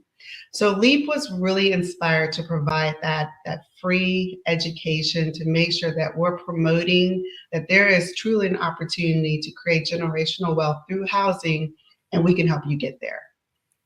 Whew, this is wonderful. I mean, as you know, I'm passionate about Black home ownership. I mean, we are the demographic that is kind of at the bottom of the totem pole when it comes to what percentage of Black Black families that own real estate. Can you talk about, as someone, and I'm gonna go back to LEAP, but as a realtor, like, why is it even important to own a home? I mean, let's just get to the basics of it. Why is that such an important aspect of wealth building? Absolutely. Well, owning a home is important to wealth building because 1, it gives you stability, and 2, it builds equity. And when you are renting, you're going to be constantly and paying additional dollars towards someone else's pocket, and you're not building any equity in that process. Now, we know that there are other costs with home ownership. We know property taxes go up every single year, but that's tax deductible. And there's ways that you can cash flow your home through businesses, through other tax incentives, and plus to be able to provide inheritance and heirship through your home as well, where you can actually create a path for not just yourself, but generations to come. Wow. I mean, I definitely understand that. And I've read articles recently where the younger generation, what they call them now, Gen Zs or wherever they are, I mean, this is a time in our history where home prices we've never seen this before, right? Especially in conjunction to what a person is bringing home. And I know with LEAP, you all are helping to build and cultivate that where people can. But what would you say for those folks that are on the sidelines about buying a home right now, maybe due to the fluctuation of interest rates and things like that? Like, what would you tell somebody who's wanting to wait till the rates drop? Yes, that's always an argument. And I always say that now is the best time. If you can, do it now, because the rates will fluctuate. We all know the rates go up and down. It's a bell curve. But the property taxes and the actual cost of homes will always go up. You know, and so you can always buy more house today than you can tomorrow. So it's always advantageous to do it as soon as possible and then start building that nest egg for yourself and your family. Lovely. So how is LEAP's educational programs helping renters transition to homeowners? Yes, great question. So we have several programs. So in addition to just our monthly events that we offer for free, we also have a course called Path to Home Ownership. And this course is a 12-week course. It's web-based and it's self-paced. And it's broken up into 3 separate modules. And each of those modules is based on our 3 pillars. So we have the first 4 weeks, which is advocating to know your numbers. So we're going to deep dive into those numbers. We're going to look at your net worth. We're going to create some budgets. We're going to walk through some financial scenarios. We're going to look at your debt to income, your back-end ratios, your credit score. We're going to go through some serious numbers. So when you're done through that first 4 weeks of the program, you're going to really understand where you sit financially, and you're going to have a baseline of what you need to do to move forward. Mm-hmm. And then you have the second set of 4 weeks, and that's when we do the mindset recalibration. You know, so as I stated earlier, we don't want to be in a scarcity mindset. We really want to build and have wealth creation. So in this particular course, we're going to be focusing on journaling prompts, books to recommend to help people really get at that scarcity mindset. We're going to actually send people to licensed therapists as well if they have some limiting beliefs around money, some money blocks, or they just don't feel that they have the legacy to move forward to purchase a home. You know, then you have an opportunity to go through that process as well. And then the last set of 4 weeks is when we're going through the practical steps. So we're doing assessments. Are you actually ready to purchase a home? And then we'll be sending them to people like you, Victor, who work in a bank, and they're going to connect with lenders. They're going to be connecting with insurance agents. They're going to be connecting with financial advisors, and then they'll be connecting with me as a realtor, and we'll go through the actual steps in getting them into a home. So it's a great program. It's a holistic program, and the goal is just to really be there from end to end to make sure people are ready for home ownership without being house poor in the process. Ooh, house poor. You got to expand on that. I know I've heard it before. Some people may not be familiar with that. Absolutely. So house poor is when you buy above your means. A lot of times people will get approved for a loan, and they will buy at that highest approval point. And then a year later, the mortgage payment may actually increase because maybe property taxes were not fully covered and that needs to be increased. Maybe insurance goes up and that needs to be increased, or there could be just additional repairs in the home. And people get to that point and they just can no longer afford the home. So we need to really just make sure that people understand the mechanics behind all the dollars so that when it comes to that year, 2 years, 3 years after purchasing the home, they still have the means to afford it with no problems. Excellent. And we're going to do this a couple times here, but there's people taking notes. We got a lot of business owners around the world tuned in. Somebody wants to get information about that Leap into Wealth program. Can you tell us how we can connect with you on that? Absolutely. You can go to our website, leapintowealth.org, and you'll be able to find all of our programs. This particular program is called Path to Home Ownership. Okay, very good. Now, I know that you're also an author. Now, what books have you written and what motivated you to write these books? Yes, I am an author, and it's pretty exciting to be a published author. So I've actually written 2 books. My first book is called Stuck in the Middle: Breaking the Financial Barriers Through Real Estate. And what this book is really focusing on the intersections between economics, housing, and health, and how that correlates with building generational wealth. And that is really geared towards being, in the Black community, because there's so much disparity within our community in housing. I really wanted to look at the numbers and analysis to see, what's happening in our community. Why is it so hard for us to really grow? Even after the civil rights movement, we're still fighting through redlining, fighting through different areas within home ownership to make us move forward. But the book is also focused on investments. And I wanted this to be a blueprint for people who are first-time investors to have a manual, a blueprint that they can use when they want to invest in a home for the first time. They've already purchased a home, they have their homestead, but they're really looking for some cash flow. So that's what that book is about.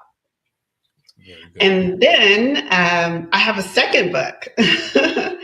And my second book I'm especially proud of because this book is really targeted towards young adults. And this book is called Leveling Up Your Money Game: A Visual Guide to Mastering Credit Cards. And it is targeted towards ages 16 years old to about early career, so maybe late 20s, 25, 26.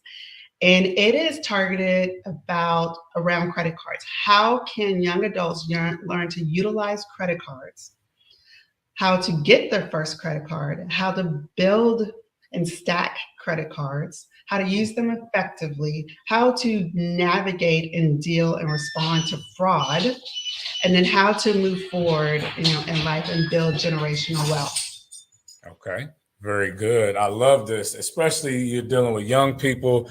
We didn't have this education. Well, you're much younger probably than I am. So I know when I was in school, they weren't talking about financial literacy and for sure not talking about credit cards. I want to talk to, and I'm going to come back to that again, but this is a Black business show podcast, right? So what do you find any correlation between being a business owner and a homeowner and the responsibilities there? Is there anything you could do as a homeowner to help grow your business? Any thoughts around that?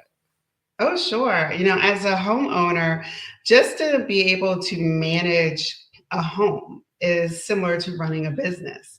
So, if you can manage the finances in the home, all the repairs, all the in and outs from bills, prospective expenses, then you can balance a spreadsheet and do a net income and a balance statement, for a business. So learning to operate a home is definitely a blueprint for operating a business and a startup.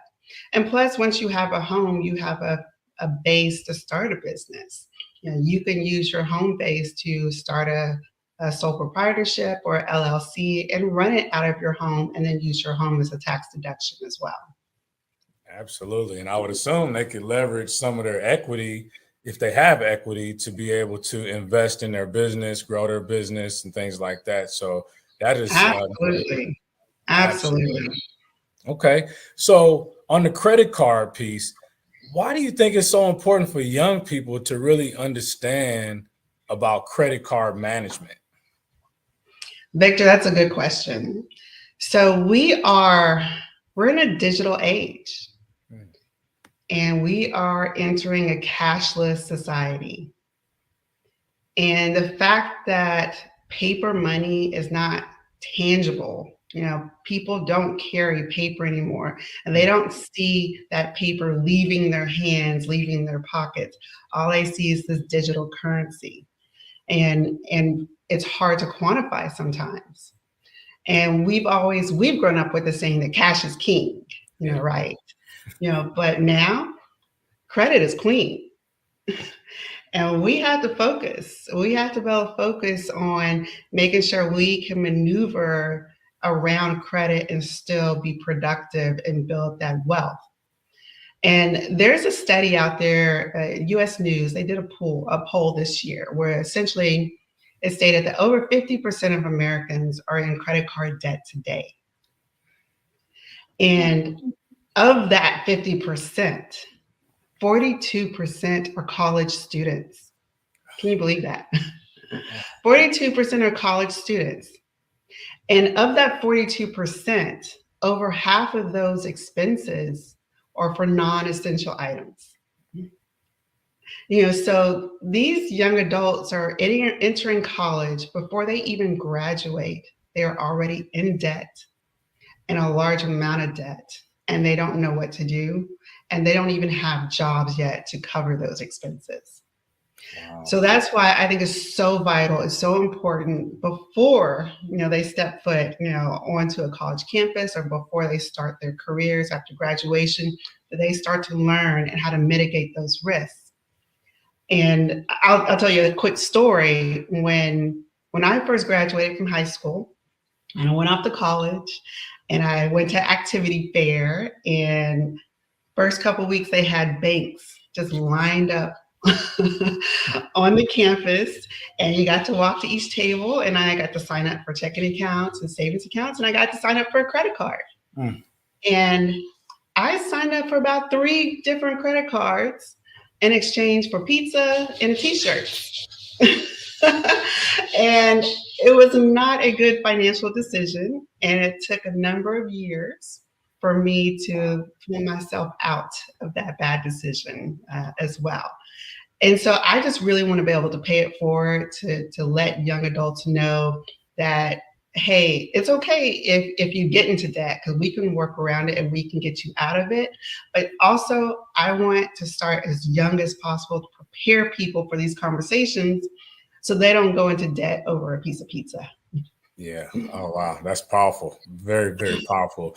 And it really is disheartening to hear young people before they even hit age 30 having student loan debt, and then you couple it with the credit card debt that they may have amassed during their college years. It really can be a defeating feeling. And I can see why some young folks will just sit on the sidelines. What are you talking about, home ownership? I got all this debt already, so why would I add another one to it? So I love that you all are educating them. Now, I've worked with young people, especially on financial literacy, and sometimes it can be very boring and mundane for them. So how are you making it not only at least exciting where they can engage in it, but also where they're not intimidated by what you're teaching them? Absolutely. Well, I think that's where my sweet spot is. And that's where my book comes in. So Leveling Up Your Money Game, a visual guide to mastering credit cards. And it's in the name. The book itself is a fully illustrated book which talks about credit cards and credit card management in snackable, bite-sized information. And it looks almost like an Instagram format in paperback form. And so every single page is a lesson plan. There's 94 pages in the book. And the book is not meant to be read from cover to cover. The book is meant to be is meant for you to just open the book and pull up a concept within 2 to 3 minutes. So there's no excuse of them losing the attention and losing focus, because by the time they can get a concept down, they can already move on, close the book, and move on to a different concept. So the book itself is very engaging. It's fun. It's an easy read. It's great for people where English is their second language, because there's so many pictures and infographics that helps the concepts of complex financial concepts flow very easily. And then I would also say it's a great resource just for parents and educators, because for educators, every single page is a lesson plan. They're able to pull that one page and create lesson plans from that, and they'll target their students and use the infographics and the colors and the pictures to really keep them engaged. And then parents, they can open a dialogue, with their students as well, and pick one simple topic out of the book and be able to move forward. So I'm just really excited and very proud of the book itself, because it is targeted for young adults who are very busy and they're used to things moving very fast, and they love Instagram and TikTok. And essentially, this is what it is. It's just in paper format. Please give the title of your book again. Absolutely. So the title of the book is Leveling Up Your Money Game, a visual guide to mastering credit cards. And I would like to personally endorse the book. I recently read it from cover to cover, and I would agree with you that it is outstanding information. It is very easy to consume. I love that it's more of a resource guide than a novel, right? And I love reading novels, but this makes it easy. And we're not going to stand here and act like adults don't have credit card challenges as well. So it's very easy for somebody that's a grown up to even be able to look at it and say, wow, I didn't even realize that those habits, or that this is how the credit card company is doing things. And it has been costing me hundreds, if not thousands of dollars over the years of using credit cards. So I really, really love that. And I endorse that book 100%. So much so that because you are in the Dallas area, I have already reached out to you to have you come and speak to my youth that I mentor in high school here in the Carrollton Farmers Branch, Texas area. So I'm thankful and looking forward to having you come into the classroom to educate young folks about that. Are there any suggestions that you would give, to just one nugget that you could throw out there to the listening audience, especially business owners that have used credit cards maybe for their business? Are there any, just one nugget that you would recommend that may not be so commonly known to help us to manage our credit cards? Well, to manage the credit cards, I would just say really focusing on your budget and focusing on those payment terms. So you don't want to pay on the pay date. You always want to pay a few days earlier, and you want to know how your payments cycle with the credit bureaus, because there's usually a 2-3 day lag before the actual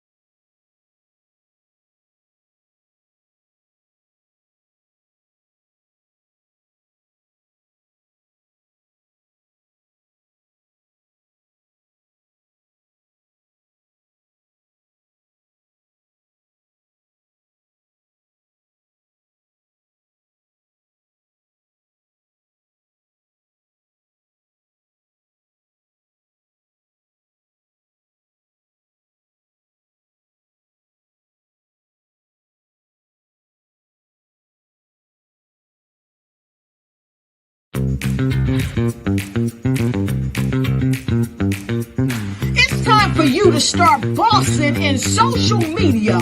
For all your social media needs, you've come to the right place at the right time to get your website designed, landing page, social media platforms, and get the training you need to get in front of the people that's ready to buy your products and services.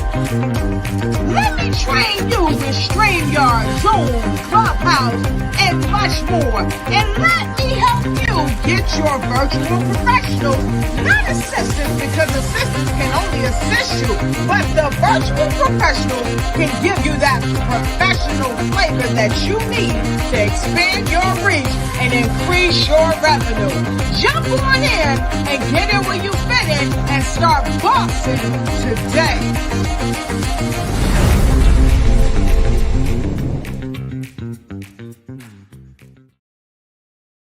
I am a child of the Most High God.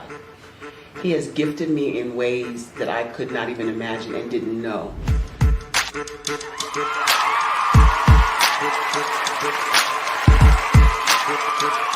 There was a time when I didn't know who I was.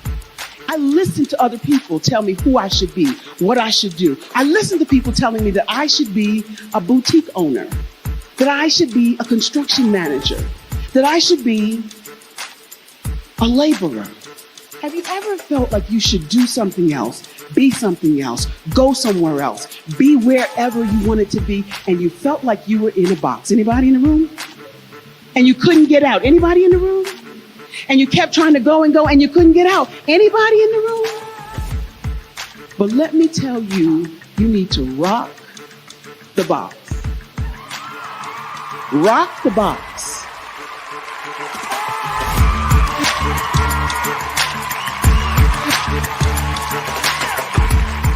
I am engaging, inspiring, and empowering.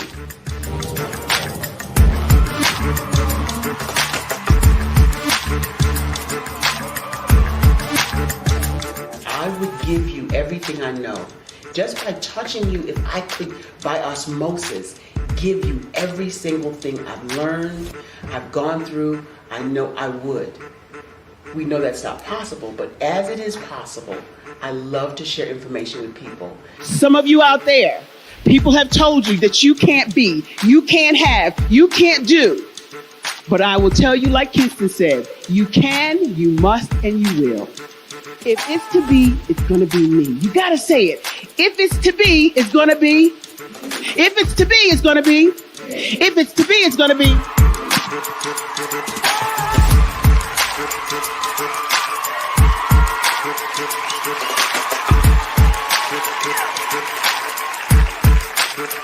Barbara is because she believed what her mama said about her and not what other people told her.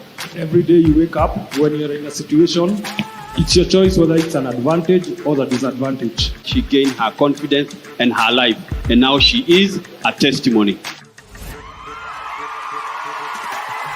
If I can help you elevate yourself, then I feel like I'm elevating my own self as well. What you know and I know together can change the world.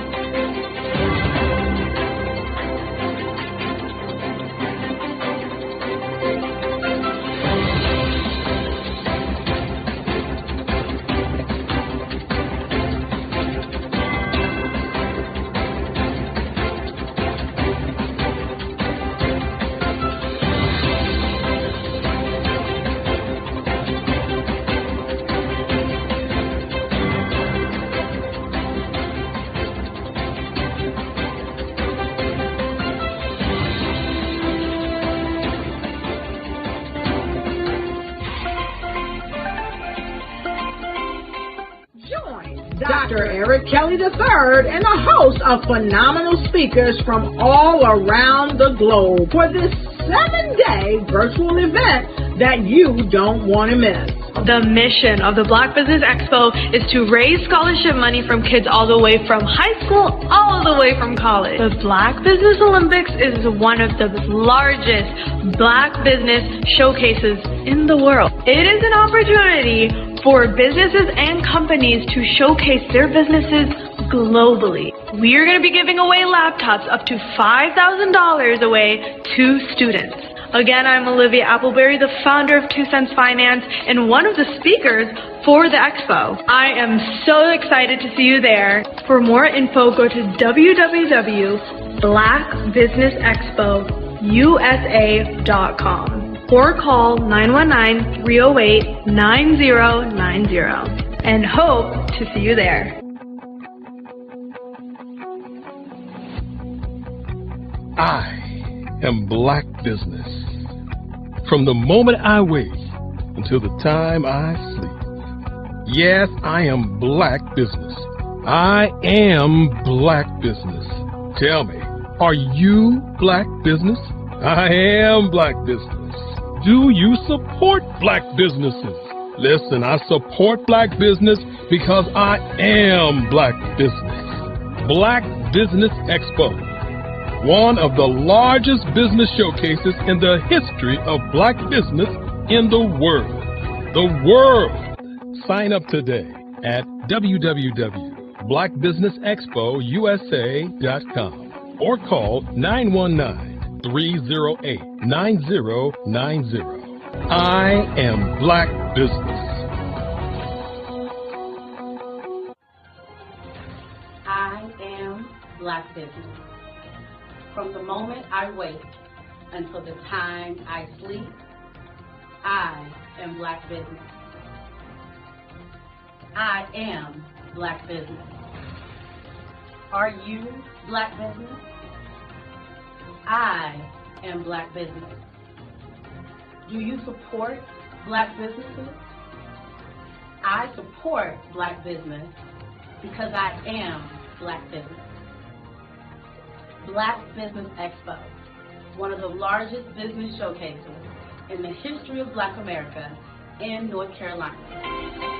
Join Dr. Eric Kelly III and a host of phenomenal speakers from all around the globe for this 7-day virtual event that you don't want to miss. The mission of the Black Business Expo is to raise scholarship money from kids all the way from high school, all the way from college. The Black Business Olympics is one of the largest Black business showcases in the world. It is an opportunity for businesses and companies to showcase their businesses globally. We are going to be giving away laptops up to $5,000 away to students.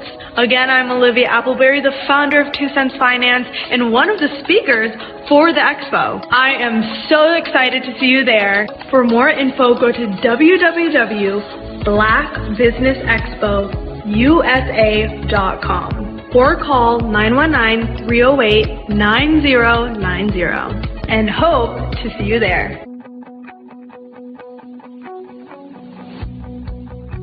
I am Black business.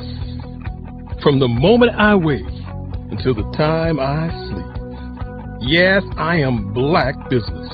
I am Black business. Tell me, are you Black business? I am Black business. Do you support Black businesses? Listen, I support Black business because I am Black business.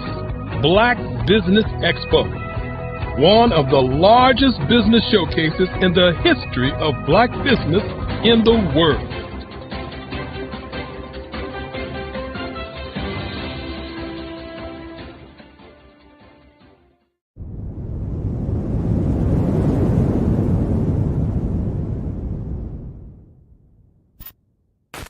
Sometimes you got to hear the news from the Black perspective, and more specifically, Black publishers. And that's exactly why you have to download the HeyTie app, the largest mobile app delivering breaking news, videos, and podcasts from 200 of your favorite Black publishers. Yes, 200 Black publishers delivering news as it happens, literally all in one app. Go to HAYTI.com or download the app in the Google Play Store or Apple App Store. It's completely free, along with information that you can trust, so go check them out.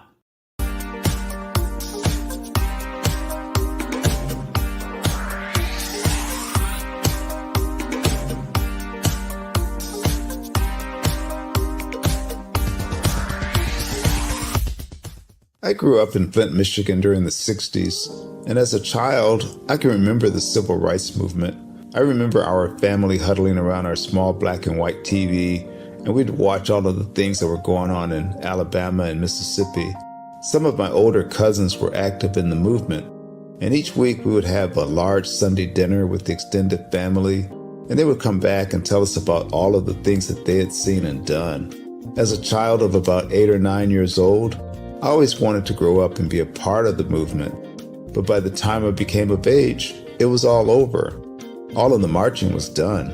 I always felt left out, that I didn't get a chance to participate in the civil rights movement. But little did I know that God had another plan for me as a computer instructor and database developer.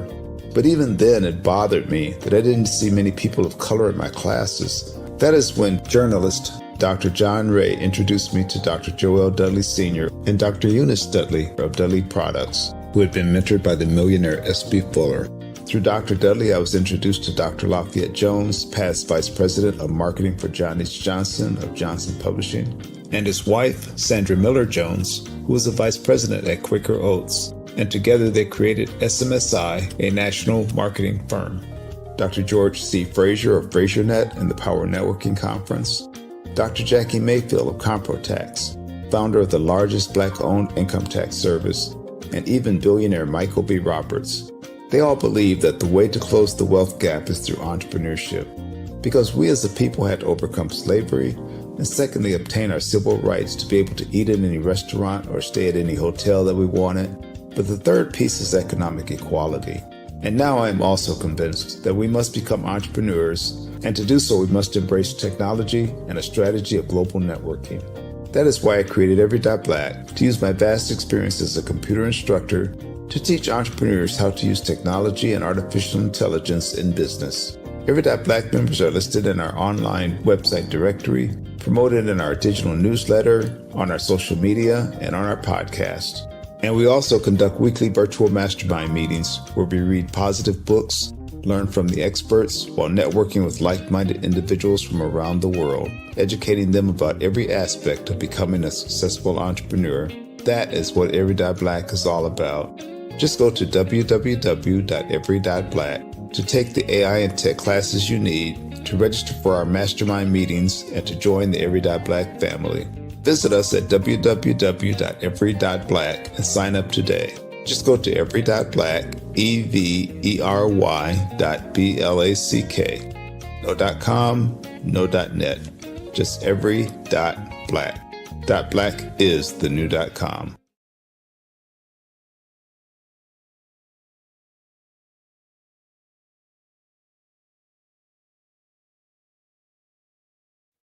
Hey everyone, it's Grant McGaugh, CEO of 5 Star BDM and host of the award-winning Follow the Brand podcast and TV series, where I help you to build a 5-star brand that people will follow. My genius is personal brand development through intelligent communication and helping you achieve your business and career goals. I am a requested speaker on digital technology and brand development issues. I want to work with you to increase the value of your current opportunities while attracting new ones. Every one of you is unique, and we all share challenges that can be addressed through smart branding. As a super connector, I work with you as an executive coach to guide you along the complicated business and career development road, providing the enhancement tools and information you need to succeed. Together, I will help you succeed in today's challenging business climate. I will evaluate and measure your progress. Best of all, I am right alongside you every step of the way. Build the brand called you. Genius is coming.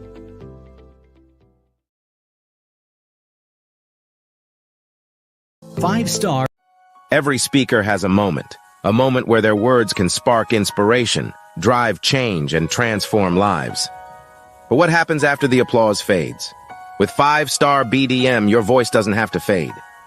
We transform your live session into a professional ebook, Imagine your session becoming a permanent, interactive asset, reaching new audiences across the globe. Like Grant McGough and Dr. Eric Kelly III, whose session on the Mindset Revolution continues to inspire thousands through their custom ebook. Your ideas can become a lasting impact. Turn your session into an ebook that not only tells your story, but expands your reach, builds your brand, and engages your audience. With embedded videos, custom graphics, and a stunning flipbook or PDF format, your message will inspire long after the event is over. And for a limited time only during the Black Business Olympics, get your custom ebook for just $199, down from the regular price of $399. This is your chance to transform your message into something truly unforgettable at an unbeatable price. Your package includes a professionally designed ebook, a flipbook or PDF, embedded video of your session, and custom graphics. Everything you need to showcase your message in a way that lasts. With 5-Star BDM, your session becomes more than a moment. It becomes an opportunity for growth, greater visibility, and lasting impact. See your influence multiply as your message reaches new clients, partnerships, and platforms. Ready to turn your ideas into a global movement? Visit 5starbdm.com to secure your custom ebook today. Your audience is ready to listen.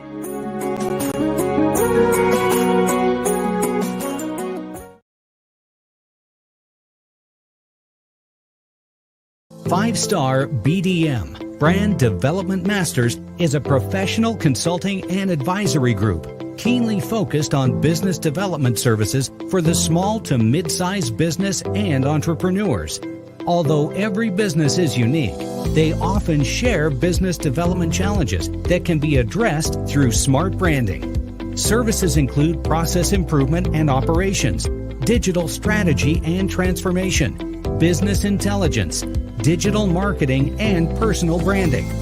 Our business and personal branding company has helped a number of professionals and organizations to optimize and grow. This results in more business, more opportunities, better reach, positive outcomes. Visit www.5starbdm.com today to learn more. Phenomenal Tanya T. Wise, who is here from the great state of Maryland. Tanya, welcome and thank you for being with us today. Can you indulge our audience a little bit and tell them just a little bit more about who you are and what it is that you do? Well, I love being able to talk to people and have a magnetic attitude, being able to just show them. So I always like to say, level up is Coach at Tanya T. Wise here. So can you tell our audience, just give them a teaser about what your presentation will be about? So my philosophy is that we should all be living our dream life. So tomorrow I'm going to talk about how you start living your dream life. What are some of the things that you thought about in your childhood that you just kind of let go and dormant? Wow. And I want to reignite that and just give you some pointers and some tips, some tools, some strategies to be able to start living your best life now. And guess what, Wanda? And leave an inheritance for your legacy. Oh my goodness. Okay, I know that's resonating with a lot of people. I've heard that you have a dynamic coaching program. Can you tell us a little bit more about that? Absolutely.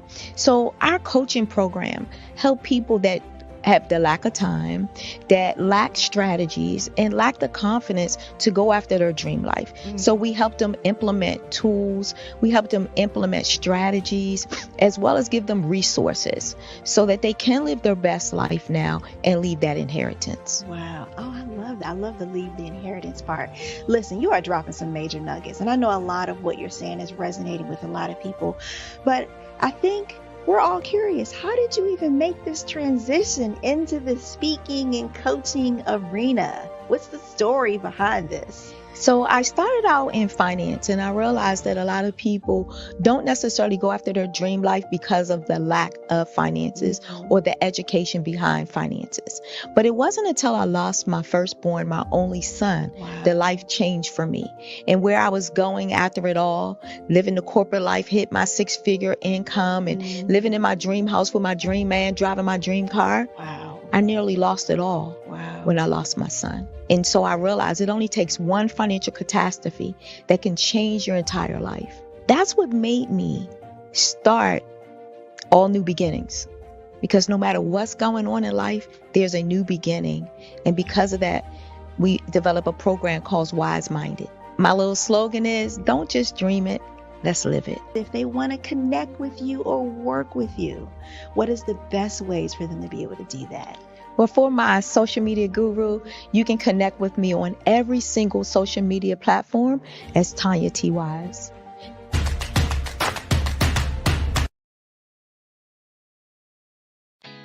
Did you know women represent just 3% of Fortune 500 CEOs and less than 15% of corporate executives at top companies worldwide? Have you wondered what the secrets are to getting into the top ranks, whether in the private or public sector? Do you want to figure out how to stop being held back in your career or passed over for promotion? Then you're in the right place. Hi, I'm Dr. Madeline Ann Lewis, President and CEO of the Executive Women's Success Institute. I have decades of experience in the military, the federal government, and corporate America, and my mission is to help women succeed and tap into their full potential. I want to reach 1 million plus women around the world to become the leaders they are meant to be. So if you want to move into a management or executive level position, or maybe you are a female veteran transitioning out of the military into business entrepreneurship, then reach out to the Executive Women's Success Institute at 301-693-3284. Let us get you on the fast track to success.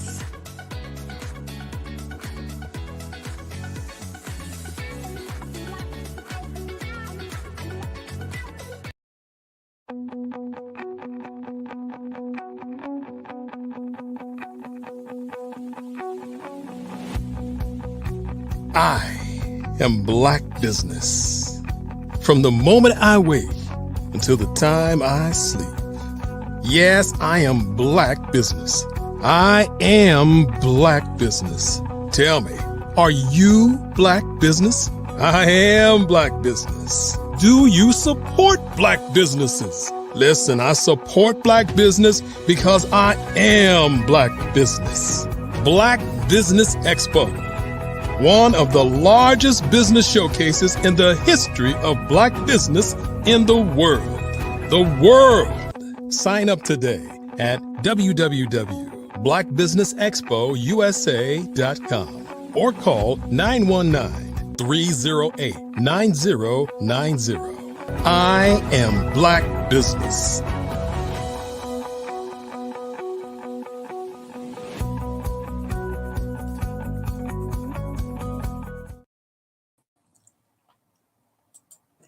Good afternoon, business owners, entrepreneurs, thought leaders, and corporations. Welcome to the Black Business Network. My name is Dr. Stephanie Ardrey, and I am your business moderator for this edition of the Black Business Network. The Black Business Network is a 24-hour network showcasing Black businesses, business owners, entrepreneurs, and thought leaders worldwide. We have speakers from North Carolina, London, Singapore, Africa, Japan, and cities all across the United States. The Black Business Network is a global community sharing its business knowledge to empower, inspire, and educate businesses about business. Shortly, I'm going to share with you a presentation that I hope you will find will check all of those boxes. The presentation on how to craft sustainable social impact initiatives will follow.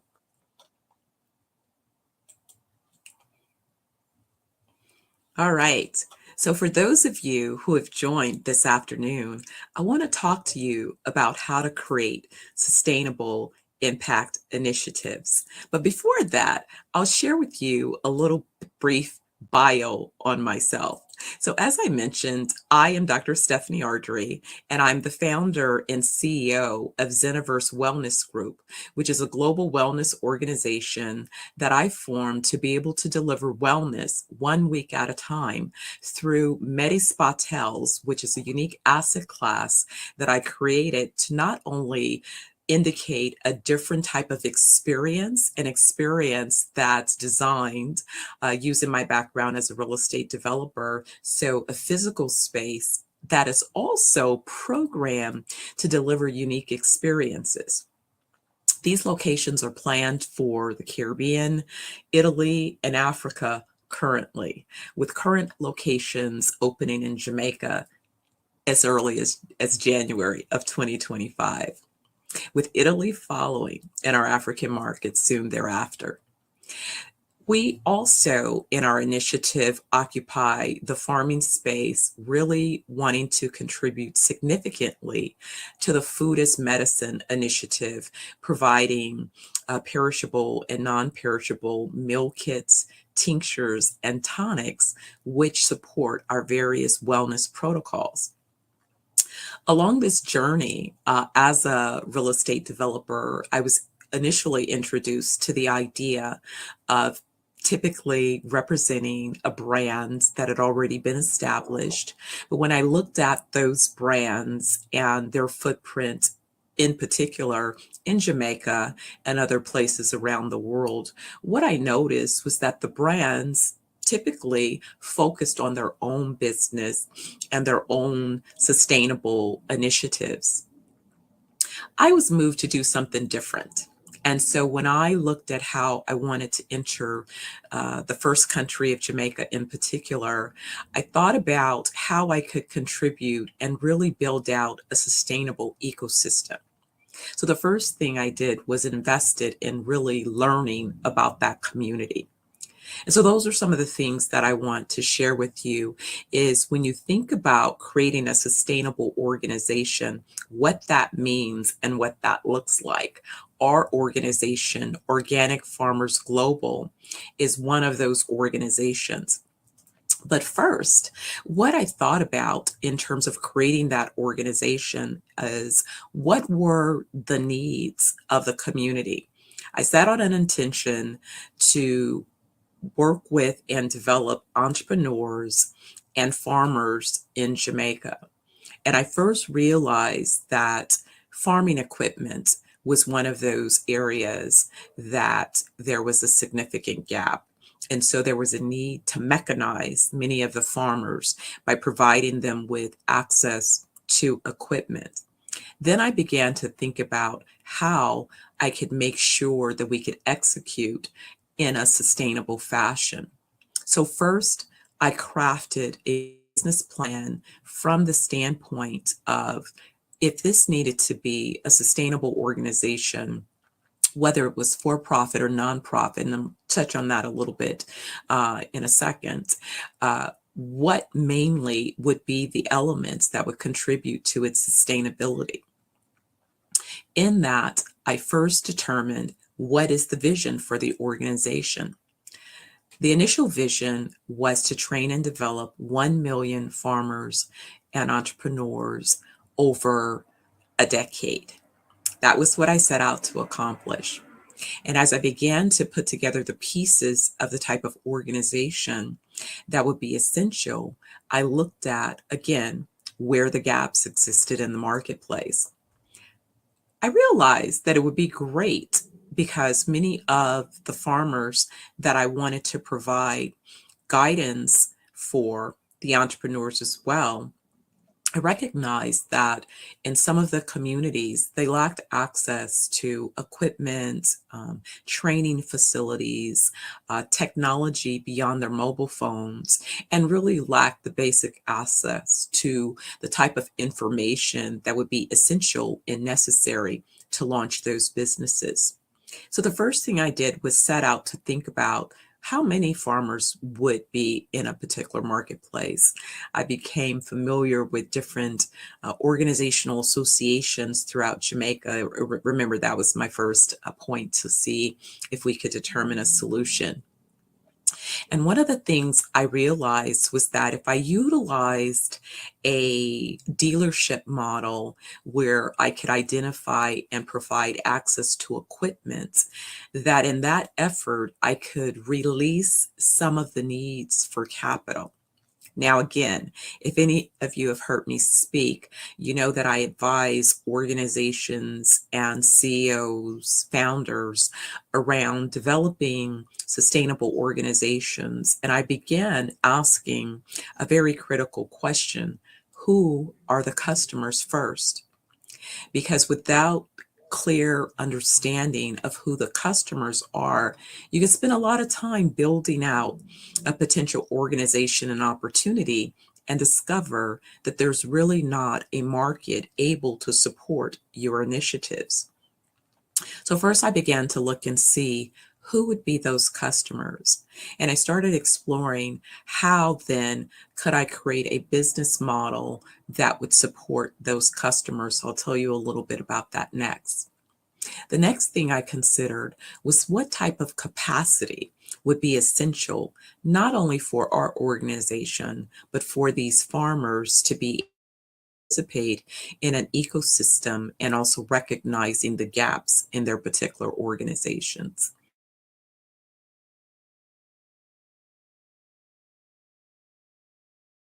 Determining what type of capital is required in order to execute on the business plans. So now let me back up and let's talk about structure, because I run across people all the time, especially those of us working in community who have the desire to make a difference. And a lot of times we form a 501c3 organization. The challenge sometimes is that we form those organizations from really a community need, yet desperation point of view, as opposed to forming those organizations from a position of strength. When you form a 501c3 organization, unless it is you've created a family foundation that you're able to sustain financially, if your organization is only dependent upon outside public donations, then oftentimes you find that organization limited to the wins of the organizations who are supplying the foundational funds for that organization. And too often, there's a lack of true understanding of what development looks like. There's development directors and relationships that need to be crafted, but it becomes a bit of a beauty contest. And so oftentimes when I advise individuals, I say, you have to think about the sources of the funds. Because oftentimes when you're interested in providing charitable initiatives, you find that there are groups that care about what it is you're up to, and there are people that contribute to what it is that you're up to so that you're able to execute on those plans. So between a typical focus of the 501c3 as a public organization and a 501c3 that's founded to be a sustainable foundation, what I'm talking about are the distinctions between your typical local community-based 501c3 and, for example, organizations structured as family foundations. So when you hear the Gates Foundation, all of these other types of foundations, Tory Burke foundations, typically those are foundations that are formed because the core profit organization has created an abundance of resources and seeks to allocate a portion of those profits towards an organization to execute on social impact initiatives that are near and dear to that organization, and also are set up to be sustainable. So I know some of you have heard about how the Gates Foundation, for example, was able to tap into resources of other billionaires and ask them to give a pledge and allocate a portion of their wealth towards a giving pledge towards making sure that the Gates Foundation would be sustainable in its ongoing initiatives to support its causes. You hear this and know about this when you hear about pledges, for example, to educational institutions. And a lot of times these types of pledges are not only executed financially from the proceeds of organizations, but you can also use tools like insurance and other vehicles to support the pledges that you'd like to make so that organizations will be sustainable. So these were the thoughts that I put in place when thinking about the type of organization that we would ultimately form so that my Organic Farmers Global Initiative could really become a sustainable organization that would exist. And so that's about, kind of understanding that at some point we will take on that foundational formation. But the first part was to really determine who would be the benefactors of our initiatives and what would be the purpose of ensuring that those organizations existed. So then I began to look at what type of successful business models existed, because my goal was to help these organizations that I'm supporting become sustainable organizations themselves and be able to foster generational wealth. Well, one thing that I know going in is that a 501c3 has limitations in terms of what it is the organization can be formed to do and how that organization is structured for sustainability. Typically, its goal is to offer some type of public benefit. Nothing wrong with that. But I always say you want to make sure that you create the wealth for your family in a way that you can sustain your organization. So create the successful business first. So our goal was to look at what would be a core way that we could impact the farming communities. What I learned was that typically in Jamaica, for example, if you needed access to a tractor, because there is not a sustainable commercial market in terms of financing, then typically a small farmer uses all of the cash that they can acquire to invest in equipment. And although that equipment is great, it's a hard asset, you end up with your cash tied up in that equipment with limited ways to create liquidity. So the first thing I decided was to see if there were ways to change that dynamic. What if we changed the model and were able to provide access to equipment in a rental or leasing model, as opposed to having farmers have to utilize all of their capital and invest in acquiring equipment? And that was kind of the first thing that created a significant difference in our approach to the marketplace.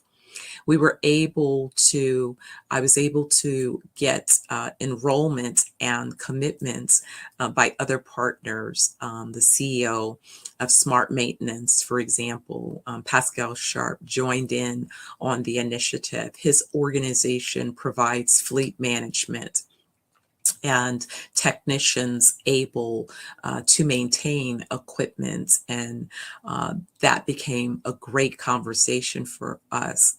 He then identified Hello Tractor. Hello Tractor had formed as an organization out of Kenya with the same kind of intention around building value for farmers. And so what Hello Tractor offers are GPS devices that you're able to install on your tractor equipment, for example. And with that GPS device installed, the tractor now is able to be monetized. So if you're a farmer and you own tractor equipment, and you find that the equipment is idle, once you've accomplished certain cycles of your harvesting period, and you can monetize that equipment by allowing other farmers access to the equipment. You have a GPS device installed, and that device not only allows for tracking and management and monetizing, but it also provides soils information. which can allow us to create better soil solution to how you're maintaining your soils and improve upon your crop yields and things of that nature to make sure that you're really maximizing your production cycles. So we were able to create this partnership with Hello Tractor. And what we're in the process of launching now are dealerships. And these dealerships will allow us to have an inventory of equipment that is accessible with the Hello Tractor GPS devices installed. We're expanding these dealerships throughout Jamaica and the Caribbean, and we also will be offering this technology and solution for farmers within the U.S. market. At the same time, our partnership with Hello Tractor has grown because Hello Tractor has successfully not only been at this for about a decade, but they have currently over 1 million farmers on the platform representing Kenya, Nigeria, and Ghana, and also expanding into additional markets. So collectively, the initial intention that I set to train and develop 1 million farmers and entrepreneurs has now expanded to that desire to include 10 million farmers and entrepreneurs over the next decade. And some of you may say, well, that's a bold proposition. How do you plan to do that? Well, the great thing is I've spent the last 4 decades training and developing entrepreneurs. Some of you based in the US may have recalled in California in particular, Los Angeles suffered a significant civil unrest following the horrific beating of Rodney King. It became recognized as Rodney King's social impact in South Los Angeles. I was tapped to help entrepreneurs redevelop businesses and, more importantly, be poised to gain capital. And so that initiative allowed me an opportunity at the time. The Greater Los Angeles African American Chamber, Urban League, and Fame Church were given a grant by the Small Business Administration aimed at helping entrepreneurs not only understand what the gaps were to accessing capital, but more importantly, how they could create stronger organizations. And I think in that period, I trained thousands of businesses, but it was because I had a model that I had developed previously. You see, I had a chance to be part of an entrepreneurial solution as a young entrepreneur when I was in my late teens, early 20s. I came out of Oakland, the Bay Area, and I was part of what was considered a youth initiative around entrepreneurship. And so an executive director had created an initiative at a time that young people were locked out of summer employment opportunities. She decided to encourage us to create sustainable businesses. So she formed a different type of model where she brought in thought leadership from those who were occupying corporate spaces, those who had had an opportunity to gain advanced degrees. And so really were instrumental. Many had gone through executive training programs, been trained by some of the best organizations in the world. And then they shared their expertise with those of us young entrepreneurs. And I also had a unique opportunity. I was planning to go to UC Berkeley as a pre-med student, but due to some needs of my mom, I actually was diverted to the Fashion Institute of Design and Merchandising at that time in San Francisco. And I thought it was a frustrating sort of setback, only to realize that the model that institution was using, where the professors were experts and practitioners in their industry, turned out to be like attending the best graduate school that I could. So I had these two things that contributed significantly to my foundation.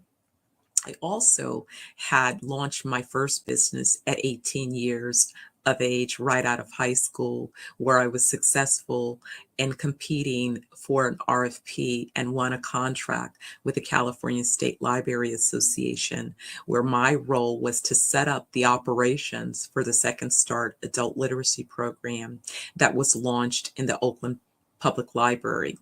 So while a full-time college student, I was a full-time entrepreneur where I was creating the infrastructure for that organization, everything.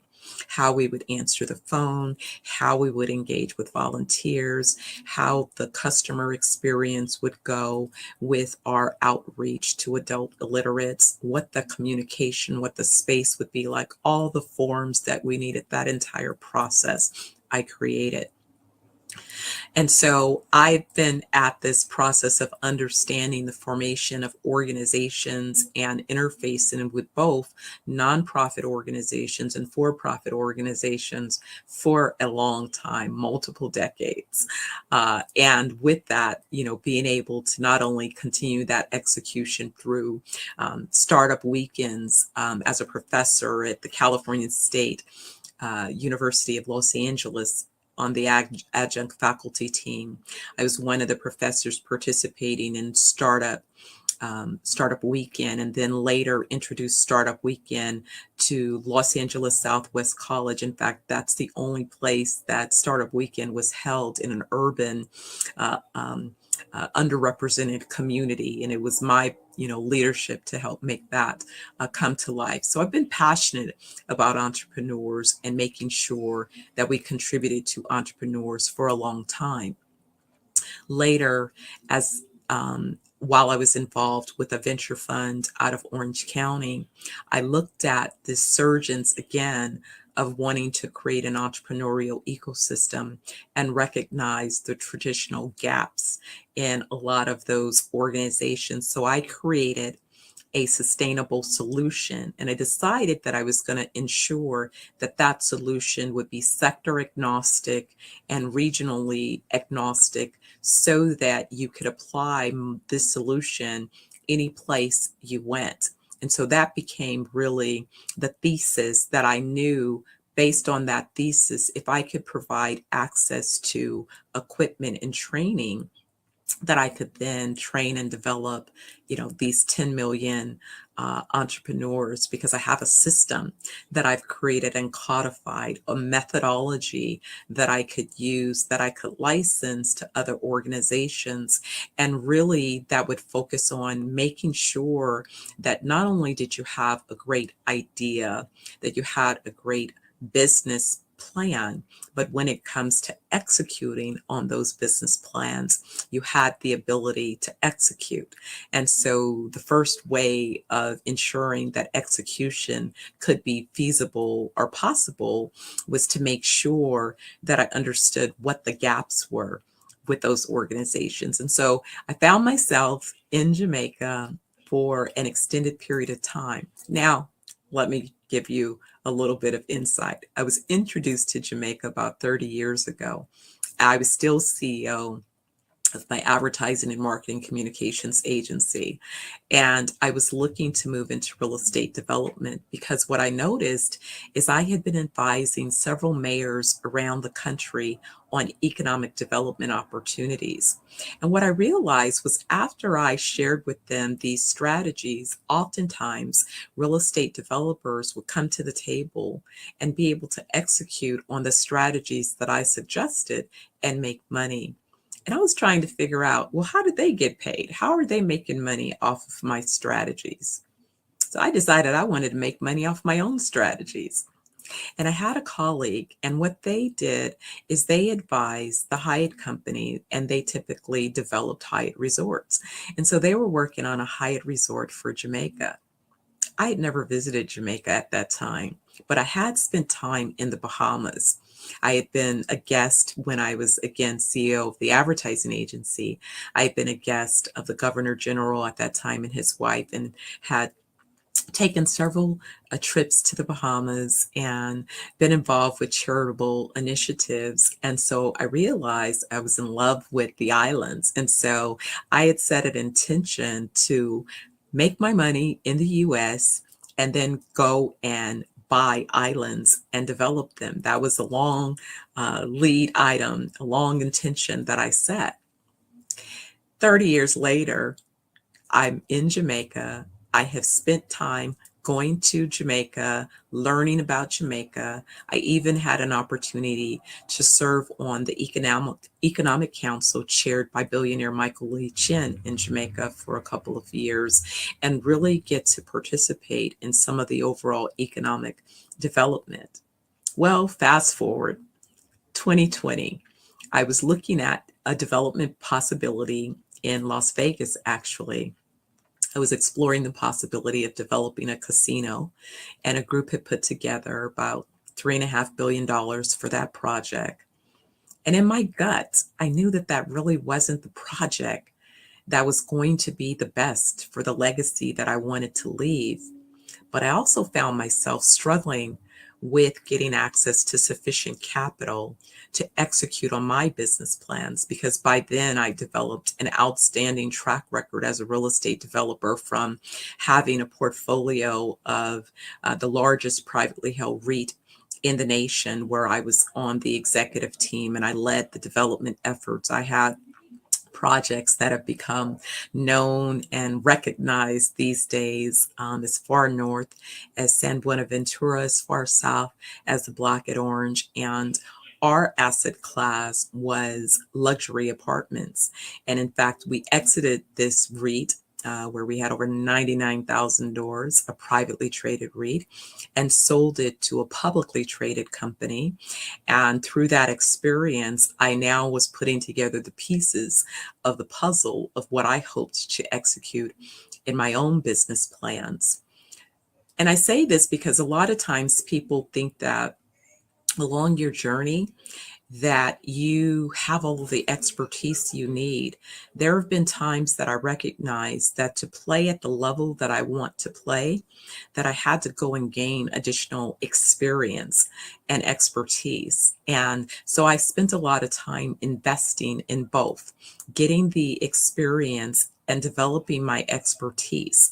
And so my last piece of that puzzle in 2020 or in 2019, actually, right after graduating from graduate school with my doctorate in business administration, I wanted to go to law school. So I'd started law school while I was considering launching this casino.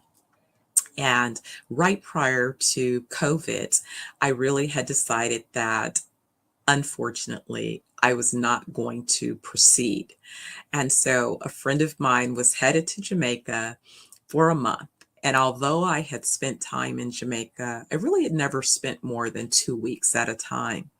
And I hadn't thought about the idea of building my next business abroad. I really was focused on building my business in the US and then expanding abroad. But something happened. I went to Jamaica with this friend with the intention to stay for a month, and I found myself staying for 3 months straight. In fact, I didn't want to leave. And if I was Jamaican and if I had Jamaican citizenship, I probably would have stayed. I wouldn't have come back. And I wasn't willing to just marry a Rasta like some other folks do to get to stay. So I started working on a business plan so that I could really find a way to invest in the country. And I remembered my earlier experience of how I wanted to contribute to the ecosystem. And it was through those efforts and my willingness to spend time. You know, those in the country know that the main business infrastructure happens in Kingston. Where I tend to spend my time is what they call the country. So I found myself spending time in the country, on the ground, meeting the local entrepreneurs through Negril, Montego Bay, Ocho Rios, Port Antonio, Portland, just Treasure Beach. You know, I have become a complete fan of the nation of Jamaica, but more importantly, a business plan that I had started putting together around wellness, which, believe it or not, was an idea that I had that had been introduced to me as a young person. All of these things coming together and wanting to make an impact is what really underpinned the Organic Farmers Initiative. Because at the same time, I realized that if I could find a big enough customer, then I could help ensure that these farmers would have a sustainable opportunity. And so that's what I did. Right around the time that I kind of executed these plans, I discovered that this new initiative around food as medicine began to gain traction. And really, that's only been in the last year and a half that we're beginning to see the data that suggests that food as medicine is something of interest. And so what I did is I looked at how then could I create this sustainable opportunity for these organic farmers. I know that I have the tools and the ability to develop them, but then who is that customer? I've recently been studying the success of Jack Ma with his Alibaba, where he created basically a marketplace for small businesses. And so I'm using a similar model to basically create a marketplace for these organic farmers so that they will be able to participate in the global marketplace. Now, typically, an organic farm by nature is a small farm, and that's by design. So you're not going to find a small or a super-sized organic farm. What you're going to find is a network, an ecosystem of organic farmers who will be organized with an ability to share their crops, their harvest cycles, and be able to identify their capacity of what it is that they can offer to a marketplace. And although our first focus is to identify B2B, business to business opportunities, we believe that once those business to business opportunities are strong and solid, then we also will look at B2C consumers as well. The concern about the secondary B2C market has a lot to do with logistics and the cost. We want to ensure that when we bring these products to market, that we're able to do so, again, in a sustainable manner and fashion. And frankly, consumers can be very fickle. So I can't put this network in a place of being subject to some of those uncertainties until we've built solid strength throughout these organizations. So our focus is to enter the market and provide B2B solutions by making sure that the organic farming perishable and non-perishable items are available and accessible. So if it is that you have interest in learning more about those initiatives, certainly, you can get more information through my Organic Farmers Global. But for those of you that are really thinking about your own social impact initiatives, what I would leave you with in terms of those thoughts is making sure that when you consider not only the structure of your 501c3, thinking about what is the source? What are the sources of resources that you need in order for that organization to be sustainable? What I mean by that, if your 501c3 is dependent upon, if you are dependent upon the 501c3 as its own source of resources and you are not yet in a position to seed that organization, I would suggest that you look at a for-profit structure and business opportunity first. I often tell entrepreneurs, go make your millions first, then you write the first check to launch your 501c3. It changes the dynamics of the organization and it puts you in a position of strength. That way you're able to attract other resources. Think again, what type of foundational structure is being followed by legacy families, the Rockefeller Foundations, the Clorox Foundation, these major corporations that form foundations that still have initiatives that support communities and oftentimes support other smaller organizations. They do so because they're able to create sustainable resources and endowments to ensure that they have the resources available to continue to seed their initiatives and also to maintain control. When you go out to market as a typical 501c3, oftentimes it's a beauty contest, and it's at the whim of the organizations that are issuing the grants. You're not guaranteed a grant. Oftentimes the grants are very limited. And these days, many granting organizations want you to demonstrate that you have other ways to sustain your organization. Oftentimes you won't be given a grant if you can't demonstrate other access to capital to ensure that your organization exists. And it's not about just creating an organization that is running off volunteerism, although that's great to have volunteers. It's about creating, again, an organization that really is well resourced so that you can accomplish the initiatives that you're setting forth.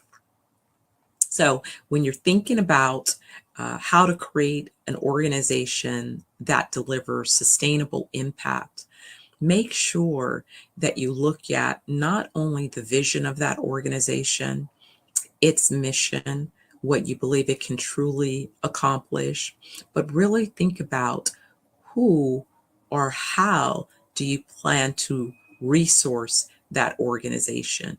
What are the points of capital? How do you plan to get resources into that organization, not only today, but for the foreseeable future? And what are its business plans? Because the key distinction in a 501c3 structure is that you're not creating assets. It's not an organization that is an investment. So you're not going to have capital coming in from an investment standpoint. You're getting capital that's coming in from a donation standpoint. Typically, that's a different bucket than an investment standpoint. I used to explain to organizations, if you're going out for community development grants, that's a great bucket, but it's a small bucket. Whereas if you can align your initiatives with a corporation's business objectives, then now you're talking about a bucket that's far wider and also more sustainable. So when you see organizations that have been able to align themselves with the business initiatives and objectives of corporations in a business way, because you're addressing a particular market segment that's important to the organization, then you find yourself poised and positioned to have a longer life cycle of that organization, a greater sustainability in the ability to execute on the organization's initiatives. In closing, I want you to make sure that you consider, again, am I structuring my organization in such a way that it's sustainable? Are my concerns and initiatives ready right now for a 501c3? Or should I identify a business objective that I can properly form and generate the wealth that I need, and then begin to ease into forming that foundation? I've had to have this same conversation with my team. We're excited and looking forward to how we can contribute through our Organic Farmers Initiative, but we first have to generate the revenues through our main organization. Our organization is Zeniverse Wellness Group. And so through our wellness resorts and our food as medicine initiatives, that is how we create the wealth that then allows us to contribute to our foundational goals and desires. And so I think that, and I hope that, these nuggets, maybe this thought perspective will assist you as you evaluate and structure, your initiatives so that they become far more sustainable. I think it's tragic when we see organizations cease to exist, especially when they're doing, such important work. I was with colleagues yesterday and we were talking about the loss of some organizations, and those organizations remained valuable contributors to community. However, they seem to be limited in their growth and kind of stayed led, focused, directed by a singular individual, as opposed to really becoming sustainable organizations with viable succession plans. And those are the things that become key. So again, I want to leave you with a few thoughts. When you're thinking about how you can make an impact in your communities, and you're looking at the appropriate legal structure, whether you form a for-profit or a not-for-profit organization, I would caution you to consider how you can build first a for-profit business that is sustainable, and then use that vehicle as your tool to helping to fund, finance, and create sustainability in your 501c3 foundation that has the ability to create a sustainable existence in the marketplace. Because I too believe in being able to contribute significantly to humanity. But I understand, because I've seen the successes and failures, sadly, of organizations. I've experienced successes and failures myself.